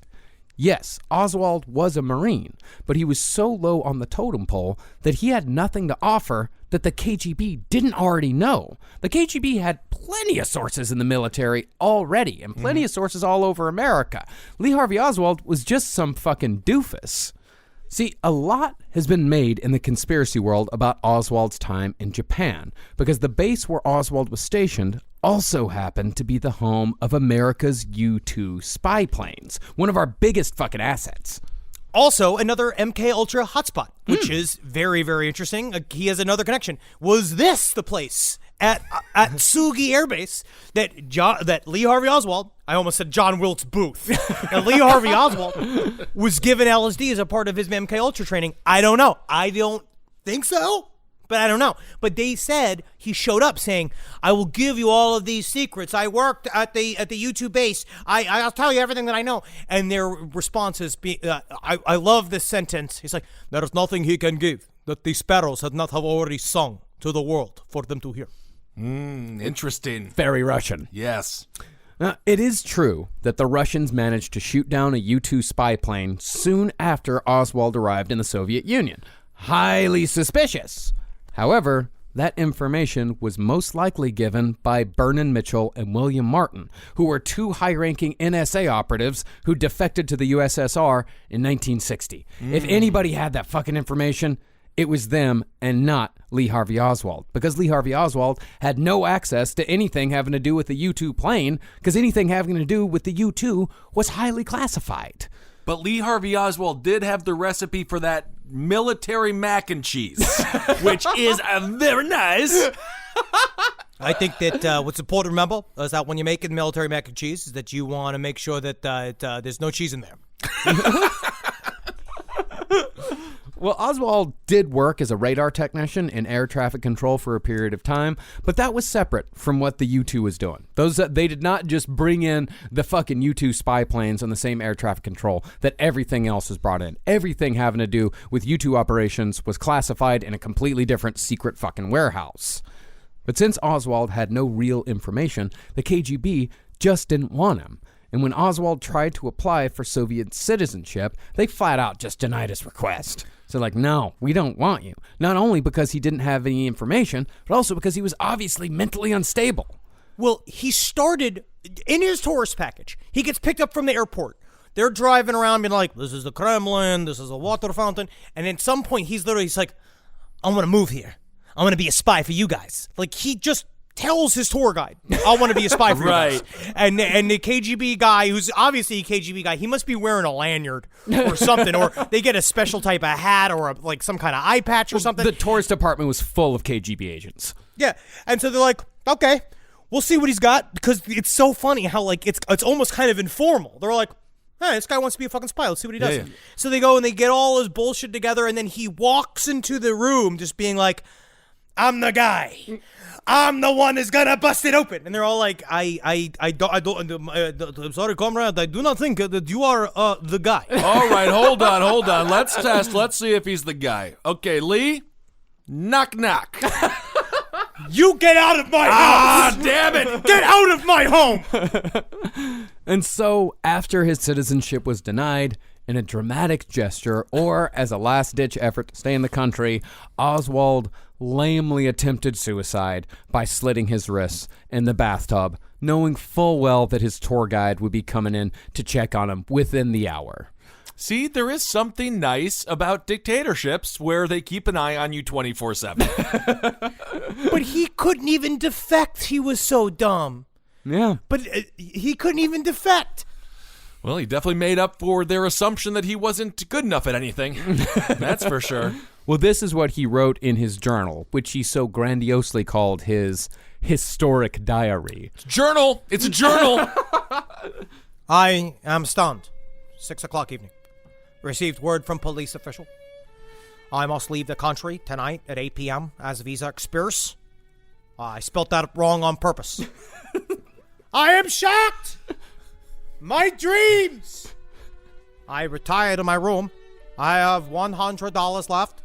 I've waited for 2 years to be accepted. My fondest dreams are shattered because of a petty official, because of bad planning.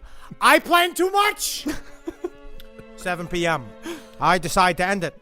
Soak wrist, no W, because I want to say the word faster, in cold water to numb the pain. I slash my left wrist, then plunge wrist in the bathtub of hot water. I think when Rima comes at 8 to find me dead, it will be a great shock. Somewhere a violin plays as I watch my life whirl away. I think to myself, how easy to die, and a sweet death to violins. a little poetic in a Lee Harvey Oswald communist art kind of way. A little dramatic. Very dramatic. He is the son of a woman who doesn't like drama. I tell you what, I don't like drama. Come to me. I'm a no drama mama. But if Bridget says one more fucking word at a meeting, say throws me under a bus one more time, I'm going to put her in her trash can. I'm going to roll her down a hill. Oh, okay. Well, it's better than shooting the president.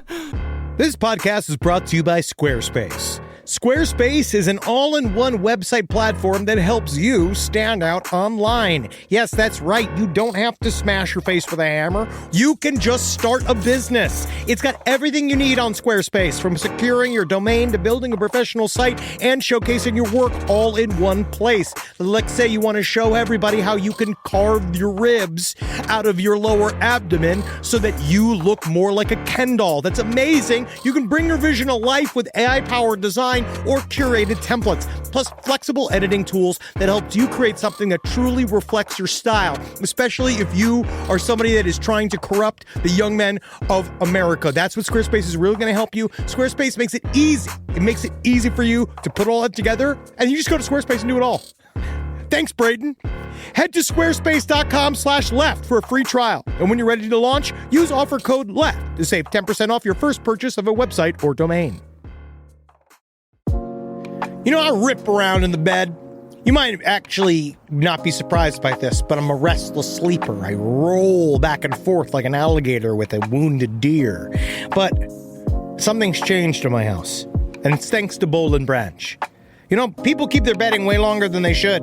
It's because people are afraid of change. Not me. I burn my sheets once a week, but I don't need to. Because Boll and Branch's signature organic cotton sheets, pillows, blankets, and comforters are all designed to be breathable, incredibly soft.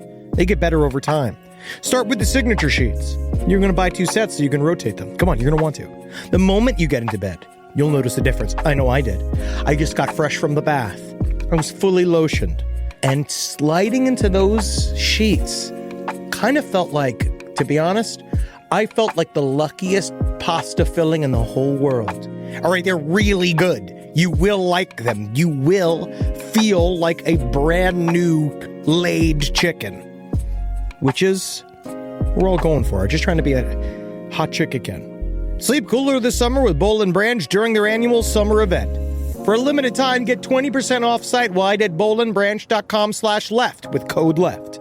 That's Boll and Branch, BOLLAND branch.com/left. Code LEFT to take 20% off.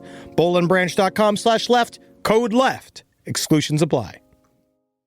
Call me a squirrel, 'cause I'm covered in acorns. That's right. So many people are focused on where their money is today. And Acorns is the financial wellness app that cares about where your money is going tomorrow. Let Acorns work for you. You put acorns in the ground and you're gonna get trees tomorrow. That's right, investments. And with the Acorns potential screen, you could find out what your money is capable of. I always do that. I'm like, I want to invest in something that I like. Let's say cheeseburgers. Okay? That's kind of hard to do. Acorns will help you find a cheeseburger that is right for you. So sign up now, and Acorns will boost your new account with a $5 bonus investment. Wow! Join the over 14 million all-time customers who have already saved and invested over $27 billion with Acorns. Head to acorns.com/left or download the Acorns app to get started. Paid non-client endorsement. Compensation provides incentive to positively promote Acorns. Tier 2 compensation provided. Potential subject to various factors such as customers' accounts, age, and investment settings. Does not include Acorns fees. Results do not predict or represent the performance of any Acorns portfolio. Investment results will vary. Investing involves risk. Acorns Advisors, LLC, an SEC registered investment advisor. View important disclosures at acorns.com/left. Now, even Oswald himself said in the fucking entry he was well aware that someone was coming to find him in less than an hour after he slit his wrist. And he went across. He didn't go up. He didn't go up the road. He went across the tracks. And again, this is not a recommendation, No. nor this is like, yes. It was a cry for help. It was a cry for help. I mean, and not even a cry for help, really. It wasn't. I mean, the suicide attempt was not, the point was not his own death. No, it was not psychological in nature. The No. whole point was to be like, I'm trying to show you how serious I am about staying in Russia. I'm real serious. But then it was barely a cut. He actually was nowhere near dying. No. But the shitty thing is, it worked. Oswald was sent to a psych ward for 3 days where it was concluded that he was mentally unstable.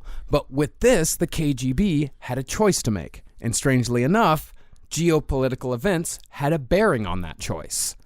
The obvious choice was just to send him home. Get him the fuck out of here. Get him the fuck out of here. Yeah, Get the fuck out of here. Just go. But while Oswald was convalescing in a psych ward, President Eisenhower was holding a meeting at Camp David with Nikita Khrushchev, the premier of the Soviet Union. Now, these Cold War meetings were highly delicate affairs. No one wants to give an inch. And an American with a big fucking mouth being sent back to the United States with slashed wrists would be bad optics for the USSR. So, to keep Oswald out of the spotlight, they deemed him harmless and extended his stay in Russia without giving him citizenship. But Oswald just wouldn't keep quiet. And 3 days after his release from the hospital, he attempted another dramatic gesture. He went to the American embassy, threw his passport down on the consul's desk, declared himself a Marxist. I am a Marxist! And told them that he was going to tell the KGB everything he'd learned about military radar while he was in the Marines. I am not an American! He was screaming, being like, take my citizenship, please! Take my citizenship! Like, he was screaming at this diplomat, and the guy is just staring at him. Because, he's an American in Russia. He's just doing his job. He's just trying to, and he just goes, whatever. Okay. He said, whatever, man. It's Friday. It's too late in the day to start the paperwork. Come back on Monday, I guess. They didn't take him seriously at all. Or at least they didn't, it was just a whatever type of moment, And as far as why Oswald was not immediately picked up by the Americans or detained at the embassy, it's again about optics. The Cold War between the U.S. and the Russians was largely a war of perception. And if it got out that a Marine was attempting defection, then it would look bad for the United States. Again, this is a highly delicate time. They're going to make a meme about this. This is going to go viral, guys. We better be very careful. Better keep him over there. Better not ruffle feathers. Maybe he'll get on Samantha Bee. Wouldn't that be fun if he was a guest on Samantha Bee because of this? Oh, my God. So instead of bagging him and sending him back to the U.S., the consul took the discreet route. He contacted someone in the Marines, told him, hey, there's some fucking idiot over here that says he's going to tell the KGB all about our radar. So the Marines just changed the codes. They go, all right. Yep. They just changed the codes over at the Air Force Base where Oswald was stationed, and that was it. Is it the private that doesn't know any knock-knock jokes? Yeah, well, we remember him. He's a real D-bag. You tell him again that I did not invite him, that I set out a dinner for one. There's dinner for one tonight. I also think it's very interesting just how coordinated everybody's efforts were. I know that this is where conspiratorial thought, just at its very base, comes out, but the fact that the Cold War was happening. So on the outside, U.S. and Russia are vehement enemies. Mm-hmm. They are blood enemies about to destroy the world in order to make sure that one has more power than the other. They are ready to do a nuclear war, do a full no-holds-barred mutual destruction. We're going to destroy everything. But on the inside, they are delicately agreeing of how do we move through these waters? It's real. This is why conspiratory thought kind of gets fucking jammed in here, because you have to see that our governments, they really do all kind of collude. I'll use the word collude in order to there are backdoors to everything. Yeah. While we get one message, they are all working in a whole separate world. It's diplomacy. Yeah, it is absolutely diplomacy. And I think the Cold War, at least on this micro level, a lot of it was about plugging holes. Little hole, it's the little Dutch boy on the dike. Just going and plugging hole after hole after hole. I can't just say plug holes without you two giggling. Yeah. I was having fun. I miss the boy. Now, Oswald never went back to the embassy, but he wrote in his historic diary that the experience had filled him with elation. Oh, really? Oh, yes. Of course. It was such a huge dramatic gesture. But they didn't care. Nope. Okay. But it was the gesture. He had done it. But He got it out. But when you make the gesture and then they react with it's Friday. We'll do it Monday? Like, isn't that depressing? I've just had so many of these where Yeah. I'm screaming at a man behind a desk on a Friday afternoon, and they do that, being like, "Why don't you just come back on Monday?" The guy, especially when I was working in an office, Yeah. just like yelling to be heard. It's hard, man. I was in the middle of something. I'll come back on Monday. I'll come back on Okay. Monday. But despite this dramatic gesture, the CIA didn't open a file on Oswald for another year. They really should have. They To be really fair, should like have. this is the CIA being like, you got to take him kind of serious. Yes, He you is do. really pushing hard here. This is, that's what we're talking about. Yeah. Incompetence. So, to further keep Oswald occupied and to make damn sure he knew nothing, the Soviet government set him up with a job in Minsk as a metal worker at a radio and TV factory, even though Oswald had told them he'd much rather do something involving economics or politics. You're going to send me to be a sheet metal worker? I want to be in the government, sir. No, man, to each man's abilities, right? Isn't the idea of socialism? The idea is you're supposed to go and do what you are born to do, Lee Harvey Oswald, which is build televisions. Yep. You got to go do this job. I mean, You got to that's, go work in a factory. he believed in that ideal until he got into the system and realized that his means were pretty fucking meager. What do you mean I don't get to be the leader? I figured that I would be the leader. That's why I kind of like communism. I thought I was going to be the leader. This is where the troll stuff, though, for the KGB comes in, right? So they put him in this little factory job. But all at the same time, now they are actively watching Lee Harvey Oswald. Yeah. As a part of it. And one of the guys, I believe it was Yuri, the way they described him is that they wanted to see his potential. They wanted to see what he would do. They called the term they said that he might be a good dangler, but I'm not quite certain what that means. But it seems that what it is, it's like essentially it's a distraction. This is what I was saying. They like the unpredictable ones too. They like people that can go and be like, he is a great dupe that we can use, we can weaponize maybe. Oh, useful if idiot. he's the right type of dude. Right. And so they put him in a relatively, he got a good apartment assignment. It was fine. It was average. But the thing about the apartment assignment is that it's average, right? But most people had to have roommates and live together in kind of group homes, right? And share bathrooms and shit. He got technically a cuss position, which also diametrically opposes him to the new friends that he's gonna have. And then they slowly but surely started flipping all of the friends that he was making naturally at the factory to inform on him. So eventually, Lee Harvey Oswald was just in a roving world of human microphones, all telling the KGB immediately what he's doing. Meanwhile, he's just fixing televisions and screaming how bad the food is. Interesting. If you are in Berlin, there's a great museum that shows you what the Soviet living conditions were like. Did you do that museum? The DDR museum? Yes. Well, I mean, but that's East German. That was that's East German living conditions. But yeah, it is a fascinating museum. It's a Very great good, fucking yes. museum. And I love Dance Dance Revolution. That was so much fun. Oh my God. Well, I mean, yeah, Oswald's apartment in Minsk, it was a little bit better because he did get his own room, but it was not the lavish VIP dwellings that a lot of conspiracy theorists try to make it out to be. He didn't have a TV, he didn't have a telephone, but, it was about average. He should have brought home a piece at a time like that Johnny Cash song and built his own TV. Was it 67, 87? Remember that? Yeah, I remember Good that. song. Yeah. But all the Soviet Union wanted was to get rid of Lee Harvey Oswald. Just got to get him out of the way. I do love that everyone was just so confused on how to get rid of him. He was just repellent. But it shows also because they straight up could have fucking shot him That's in the what head. I'm thinking. Just shoot him in the head. But they look at him and they're just like, let's see what he does. Yeah. Like literally, let's see what he fucking does. We're gonna poke at him. Yeah. We're gonna do all this kind of shit and see what it is. So they have put solid man hours and billable hours into just essentially goofing Right. on this idiot. It's the story of the man who knew too little. Yeah. So he's starting to think, they might actually be really into me, because he was also living his life in a way that was he was aware that he was being bugged as well. And sometimes he would talk to his apartment knowing that he was being bugged, and he'd keep the place really, really clean, and he turned his music on really loud when he was having like his conversations, his very deep salon-like conversations with the friends of his, quote unquote, that were just informants. Oswald was by no means fluent in Russian. No? No.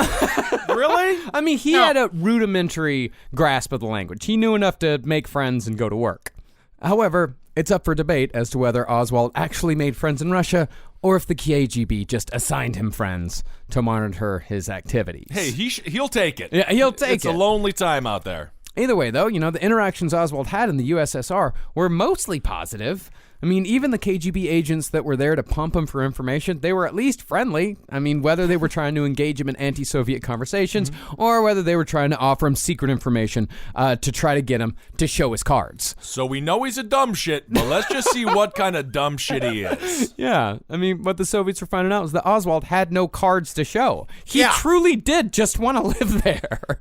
He just thought it would be this perfect, wonderful place. He thought it was going to be Palm Springs, but with bears. This is actually just very sad. Yeah, I mean, they did make some last-ditch efforts to see if he knew anything useful at all, but all the information he had was outdated. And even if he did have anything useful, he'd been so goddamn loud about defecting that any information he might have would be totally tainted. It would be useless. If anything, it would be disinformation by that point. See, when you have a defection, again, it's all about perception. When someone comes over to your side, you want that person to be impressive. Lee Harvey Oswald just wasn't a good look for the USSR. He looked bad. Like, you're not going to put this idiot on the fucking news and show everyone this is the type of person that's defecting to the USSR. His head is so weird looking that for years conspiracy theorists thought that his pictures were essentially photoshopped because no one believed a head like his would be on a body like his. Oh, so he's having a rough go of it here. No one's taking him seriously. The anger's building up inside. Oh, yeah. Now, concerning Oswald's personal life in Russia, the novelty of having an American around was fun for everyone at first. At first, it was super cool to have this guy because you could ask him anything you wanted to know about America. But that soon wore off, and he became just another worker. And that, lessening of the luster, that worked both ways. Once Oswald was no longer a local celebrity, the allure of the Soviet Union disappeared. Because No way. yeah, he quickly found that life in the Soviet Union as just a regular fucking worker was harsh, boring, and gray. It fucking sucked. So I don't get to be the leader? What? Well, he just thought he was going to be like some revolutionary. I don't know what the hell he thought he was going to be, but no, I mean, you get assigned a place. I understand. I know that there's beauty and love and friendship in all areas of the world, in all places that you work and live, but Lee Harvey Oswald came from America. So going from America, it's pretty cush here. Yeah. He didn't have to go to school. He's been saying, I don't want to go to school his whole life. And now he's forced to work in a factory. And, I mean, it's very difficult out there. You are, well at first, I think he does maybe think his friends are real. He's probably starting to realize just how observed he is, how much he kind of is in this little fucking fishbowl. And that's a very intense way to live. Well, Lee Harvey Oswald thought that being a defector, especially a military defector, was going to make him special. And furthermore, He grossly misunderstood what Russians think of Americans. Yes. Grossly misunderstood. Well, he thought that he would be exalted for it. Like, he thought that he would be welcomed as a hero in the Soviet Union, and he would stay a hero in the Soviet Union. And he also grossly misunderstood the fucking Soviet Union, because he thought that it was going to be a classless Marxist society. He thought that this was fucking paradise. Oh, yeah. But as Oswald's Russian skills got better, he started to see how Russia actually worked, or at least how the Soviet Union actually worked. He found that there was absolutely a class system here. There was the privileged communist class at the top, and the compliant worker class at the bottom, and never the twain shall meet. And Lee Harvey Oswald was starting to see exactly what a life in the worker class was looking like. So, realizing that he was just as inconsequential in the USSR as he had been in the United States, and realizing that his future in the Soviet Union was just going to be cold and fucking miserable, he decided, United States, lesser of two evils. Let's go back. I want to go home. Gotta go back. I want to go back. Where's he going? I am not a Marxist. You're not? I am an American. I right. want my citizenship back, and I want it right now. Mr. Harvey, we will give your citizenship back to you if you can answer one question. Knock, knock. If I have to do with this intrusion one more time, Yep. I'm sitting in my home alone, and I don't need some random people knocking on my door. It's not. We are together. There's no door. It's a cerebral joke. You are not invited in my home. We're not even in your home. However, Oswald did not come home alone. When he arrived back in America 2 years after leaving, he came back with a wife and a child. Wait, hold on a second. When did that happen? 19-year-old Marina Prusakova was not at all impressed with Oswald's Russian skills, which were rudimentary at best. But she liked him because he was polite and he was foreign. And she thought that an American would treat her better than a Russian. USA. Could not have been more wrong. He sucks. This was, I think this is also from season 3 of 90 Day Fiancé. The same thing happens.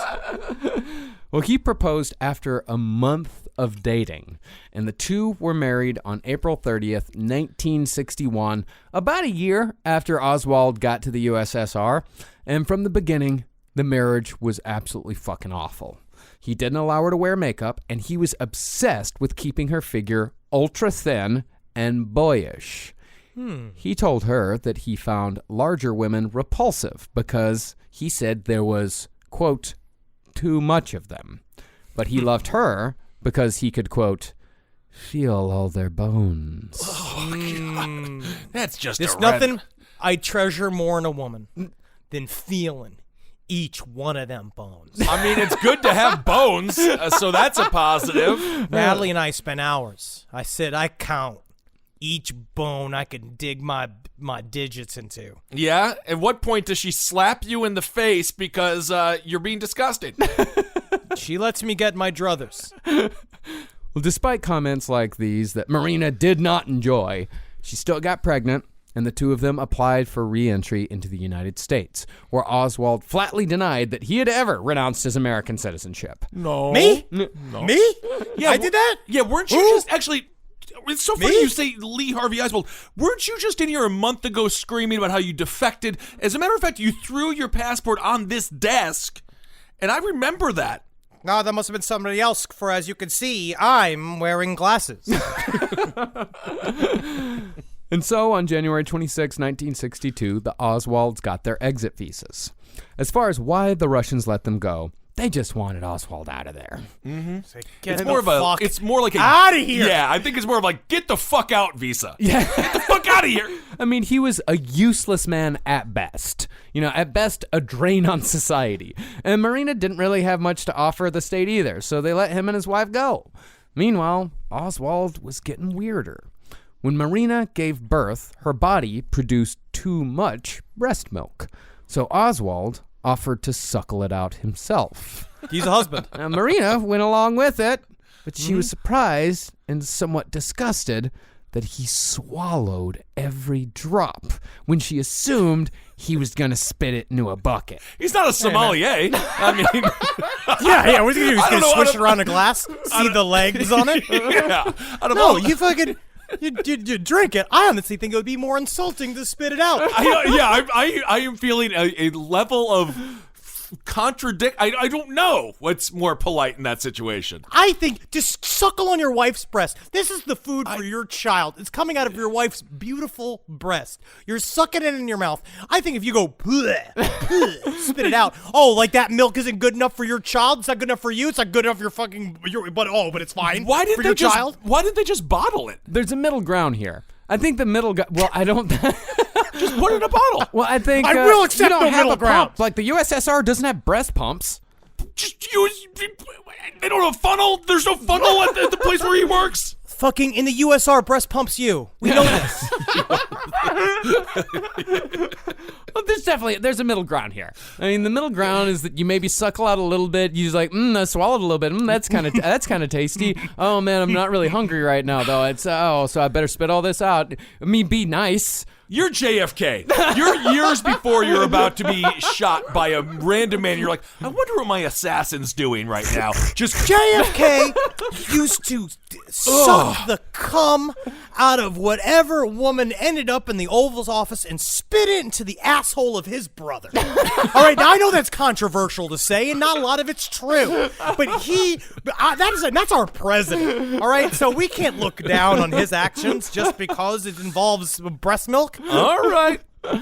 And so, at the age of 22, 2 years before the assassination of John F. Kennedy, Lee Harvey Oswald returned to the United States with a wife and child, fully expecting a media firestorm upon his return. Now, in Lee's mind, he'd spent 2 years in the mysterious Soviet Union, and everyone would want to know exactly what he'd been up to and what it was like. But when he arrived, after a 9-day boat trip, fucking no one showed up. No one. Not a single member of the press. And his brother said that he was legitimately shocked and hurt. devastated. He took it personally. Can I ask this question? Why in his mind would they show up at all? Because he's a I'll great tell man. you, he's a great man. Well, listen, what he thought was that, number one, I live a life of great adventure. My life is incredibly interesting. 2, America is so fascinated with Russia and the inner workings of Russia. Right. I, intrepid explorer from America, faked giving up my American citizenship in order to go to another country and observe. And I was the boots on the ground to really tell the story of the USSR. And almost how dare you for not being so concerned or so obsessed with my own story about and the information that I now have. But my question is, did he reach out to USA Today and just be like, coming home, just reach out to the New York Post? No. He just assumed. This is psychotic. Because how would the press even know that he was coming home if he didn't shoot him a telegram? I'm like, I just don't understand why he thought that anyone would care when he's not actively seeking press. I don't know if it's psychotic. It's just egotistical. It's narcissistic. It's narcissistic. Narcissism. Yeah. But even a narcissist like BTK will shoot him a letter every now and again and just be like, just so you know, That's how I'm he got around. caught. That's technically just how BTK got caught. It's because he got lazy and did the handle it. email. Now, Lee Harvey Oswald did get a visit from the FBI, but the CIA never debriefed him because the FBI had already taken care of it. And in the CIA's estimation, someone as inconsequential as Lee Harvey Oswald didn't merit 2 passes. There's wiggity shit in there, though, Marcus. He might have been debriefed by a CIA guy. We don't know. And that's one thing that the CIA did really well during this time period was just destroy objective reality.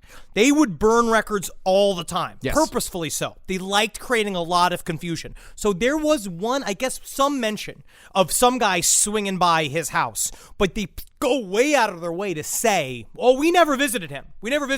Which is also very strange because, actually, you should have. You probably should have for all of the shit that he did. I know the FBI, technically, I guess that is what they handle. Their jobs are to handle domestic terrorism or possible espionage. But I don't know. Hands to God, I don't know what they're supposed to do. Hands to God 2019. Hindsight 2020. The FBI agent who interviewed Oswald said that he was rigid, arrogant, cold, and insolent. And when they asked him why he went to Russia, he got white around the lips, tensed up, and said, "I do not care to relive the past." You don't do that. Only fools care about the past. When an FBI director, when an FBI agent calls you rigid, it's not like they're out singing show tunes. You have to be notably rigid for an FBI to be like, what are you talking about? J. Edgar Hoover was actively coming in women's panties during this entire time period. He was the freakiest freaked who ever freaked. But he was so unfreaky because he had to overcompensate for the freaky. That's true. Well, it was around this time that Oswald started beating Marina. She was understandably angry about the FBI coming around to poke their nose into her life, and possibly the CIA as well. But Oswald responded by slapping her in the face and telling her he'd kill her if she told anyone. And that was just the fucking beginning.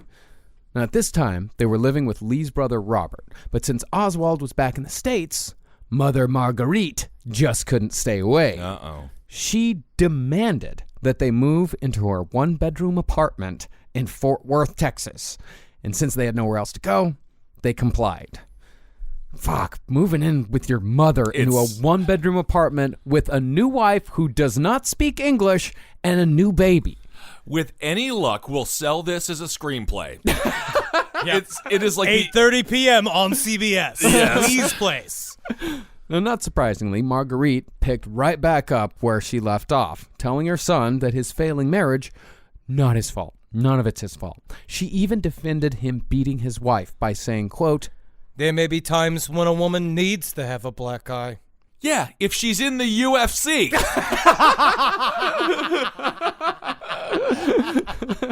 Yeah, I mean, it's just at every turn, this man is being made worse by this woman. I just watched the Roy Cohn documentary, and he had a mother very similar. Really? Where the mom just loved everything he did. He could do no wrong. It's such... Be careful not to make a sociopath. It's hard because then the kid has to make it. You know what I mean? Because but does the kid have to make it? The story of Tiger Woods would be a tragedy because they say that Tiger Woods' father, I guess he tied the golf club to his baby hands to get him to learn to do it. But if he didn't become Tiger Woods, he's like, now that's an inspiring story. If he just became a guy who killed a bunch of people, it's abuse. Okay. I mean, I guess the Jackson 5. I consider it abuse either way. I think we're maligning probably an innocent man and Tiger Woods' dad. But like the Jackson family. Yeah. That's what it's That's similar. abuse. That was abuse. Yeah. It was abuse to Jermaine. To Michael, it was training. Free speech jail still exists, No! Well, Lee made things even worse for Marina by forbidding her to learn English because, as he said, if she stopped speaking Russian, he would lose what little grasp he had on the language. And there was always a chance they might go back. From Marina's perspective, Good Lord. Lee changed drastically after returning to America. He was more irritable, more of a recluse, and even other Russian immigrants who befriended Marina could see that he was a mental case. So Lee Harvey Oswald at his most charming was in the Soviet Union. Yeah.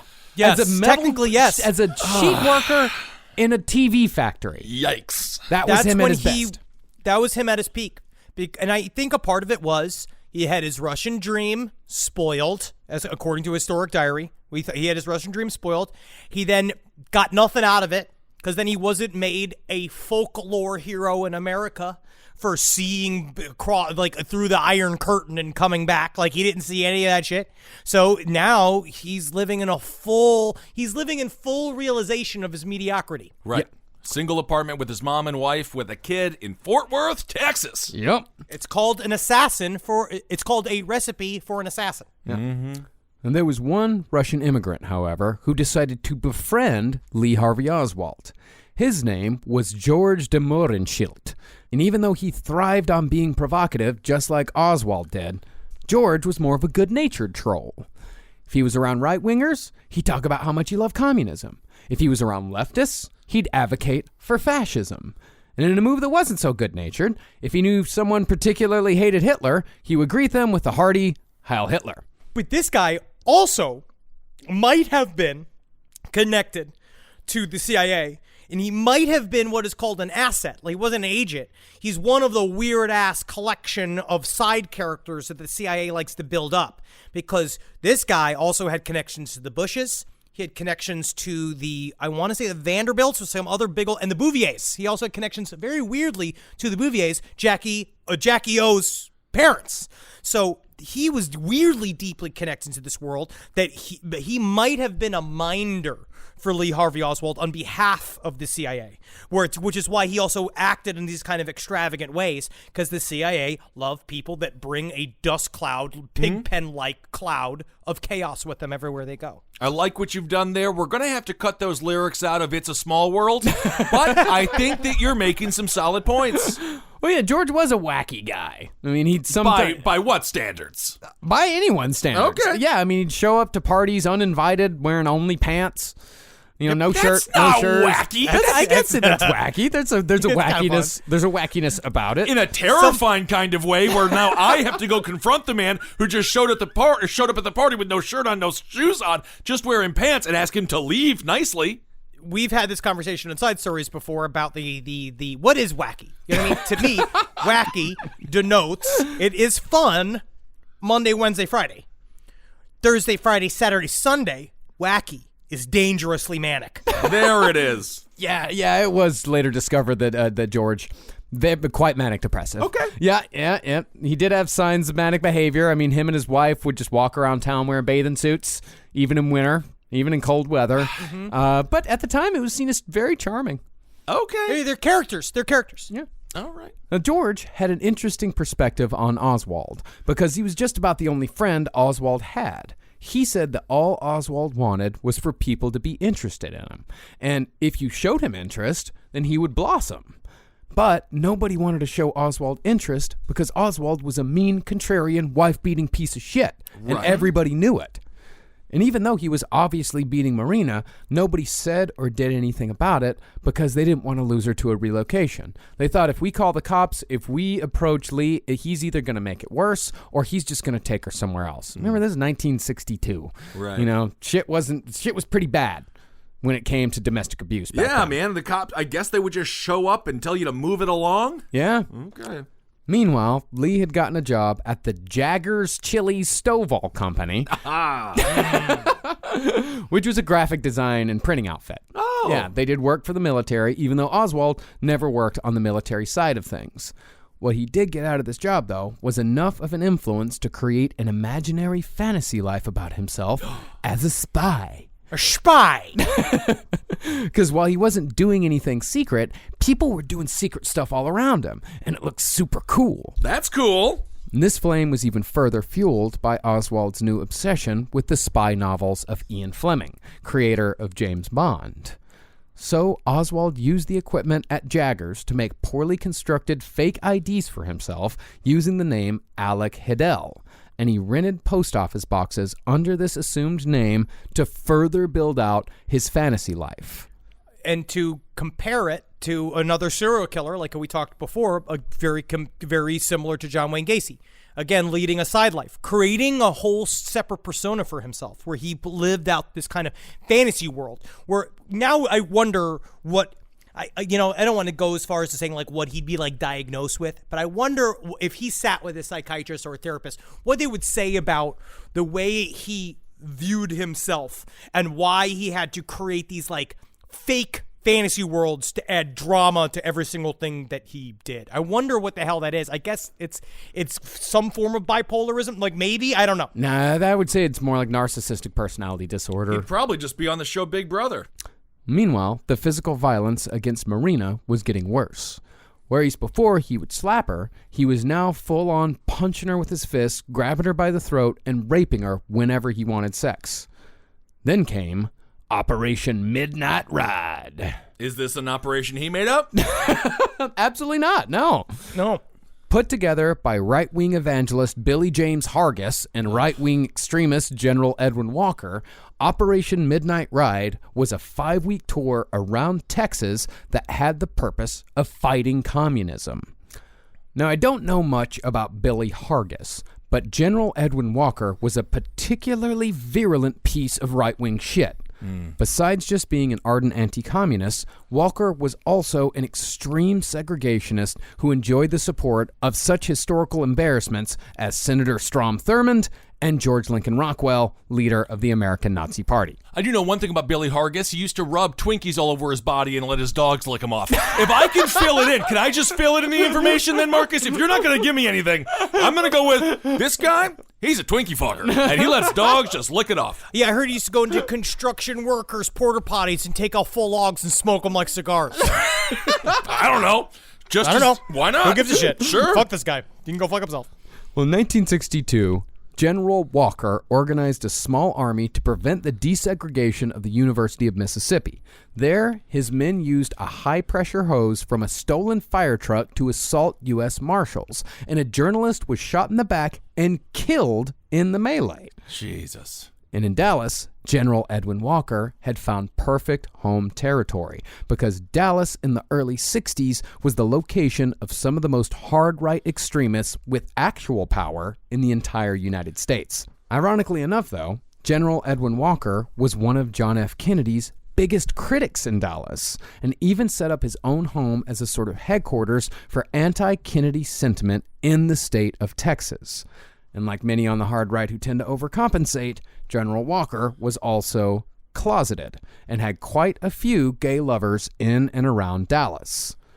All Lee Harvey Oswald knew, though, was that General Walker had all the makings of a fascist. And if there's one thing that gets a communist blood boiling, it's a goddamn fascist. Yeah, we can all agree out with this something. rock soup. I'm gonna take off this brown paper bag that is my clothes, and I'm gonna fight fascism tonight as soon as I wake up from my nap from working at the TV factory. This is the point of the show where I have to say I'm in agreement with Lee Harvey Oswald. Yeah, man. I mean, there was a reason why we teamed up with the Soviets to fight the fucking Nazis. Everyone hates a fascist.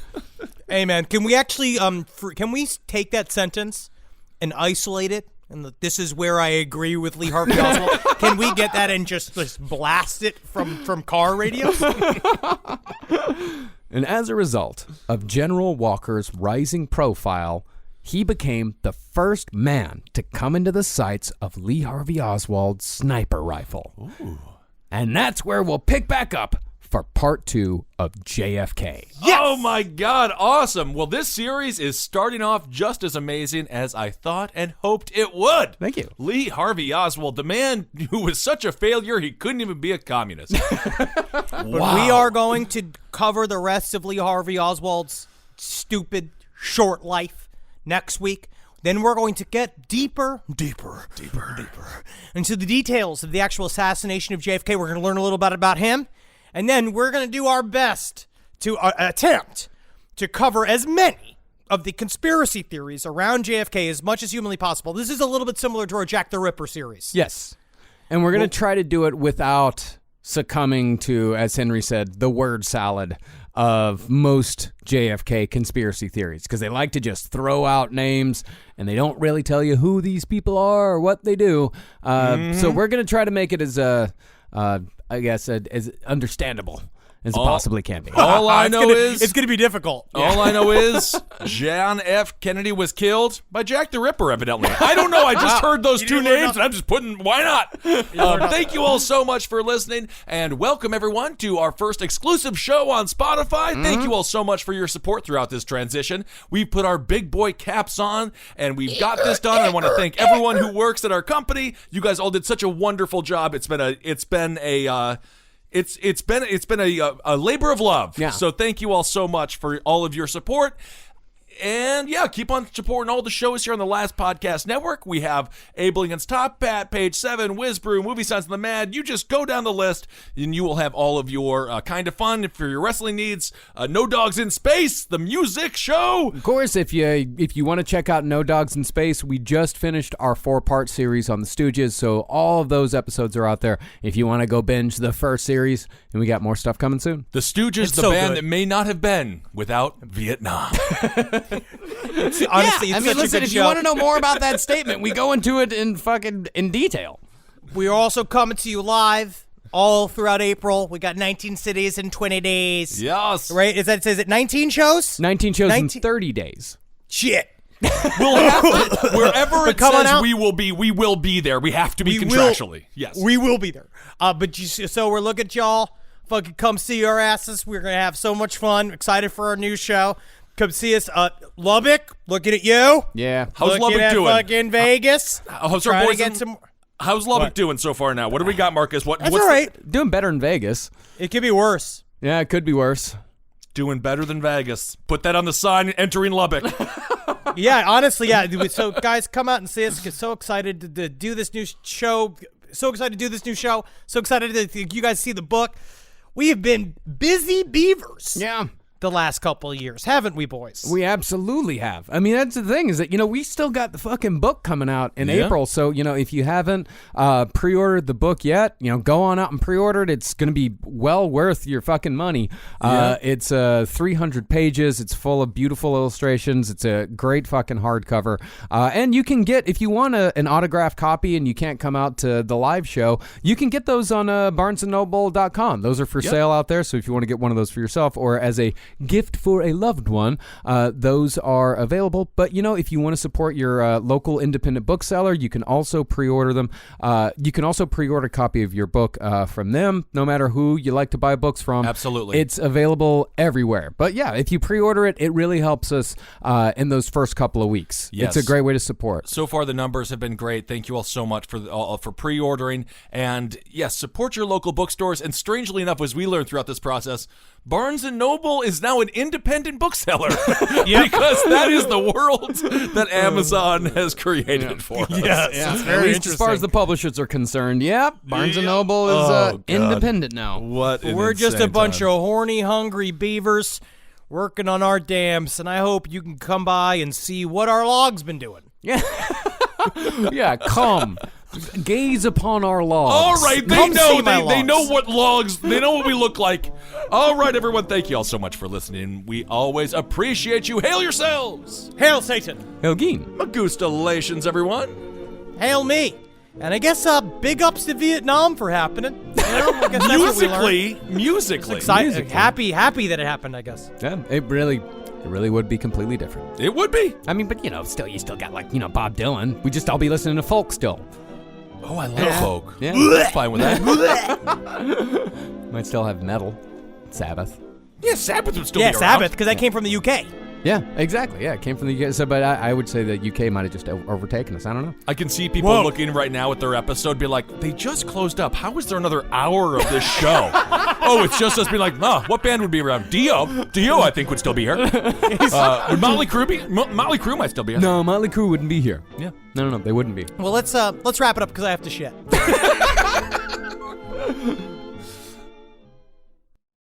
Hey, podcast listeners. Mr. Ballin here to let you know we are now publishing 4 times a week on my podcast, Mr. Ballin Podcast, Strange, Dark, and Mysterious Stories. That's right, you'll be getting 4 new episodes a week covering unbelievable mysteries, chilling true crime, and stories so strange they sound made up. But they aren't. They're all true. Don't miss an episode. Listen to and follow Mr. Ballin Podcast, Strange, Dark, and Mysterious Stories wherever you get your podcasts or on YouTube. Talk about regrets. We all know someone who's been in a car accident and said, I don't need to call a lawyer, only to regret it after their pain and damages were worse than expected. When someone hurts you, you deserve to be compensated fairly. Morgan & Morgan is America's largest injury law firm, fighting for the people for over 35 years.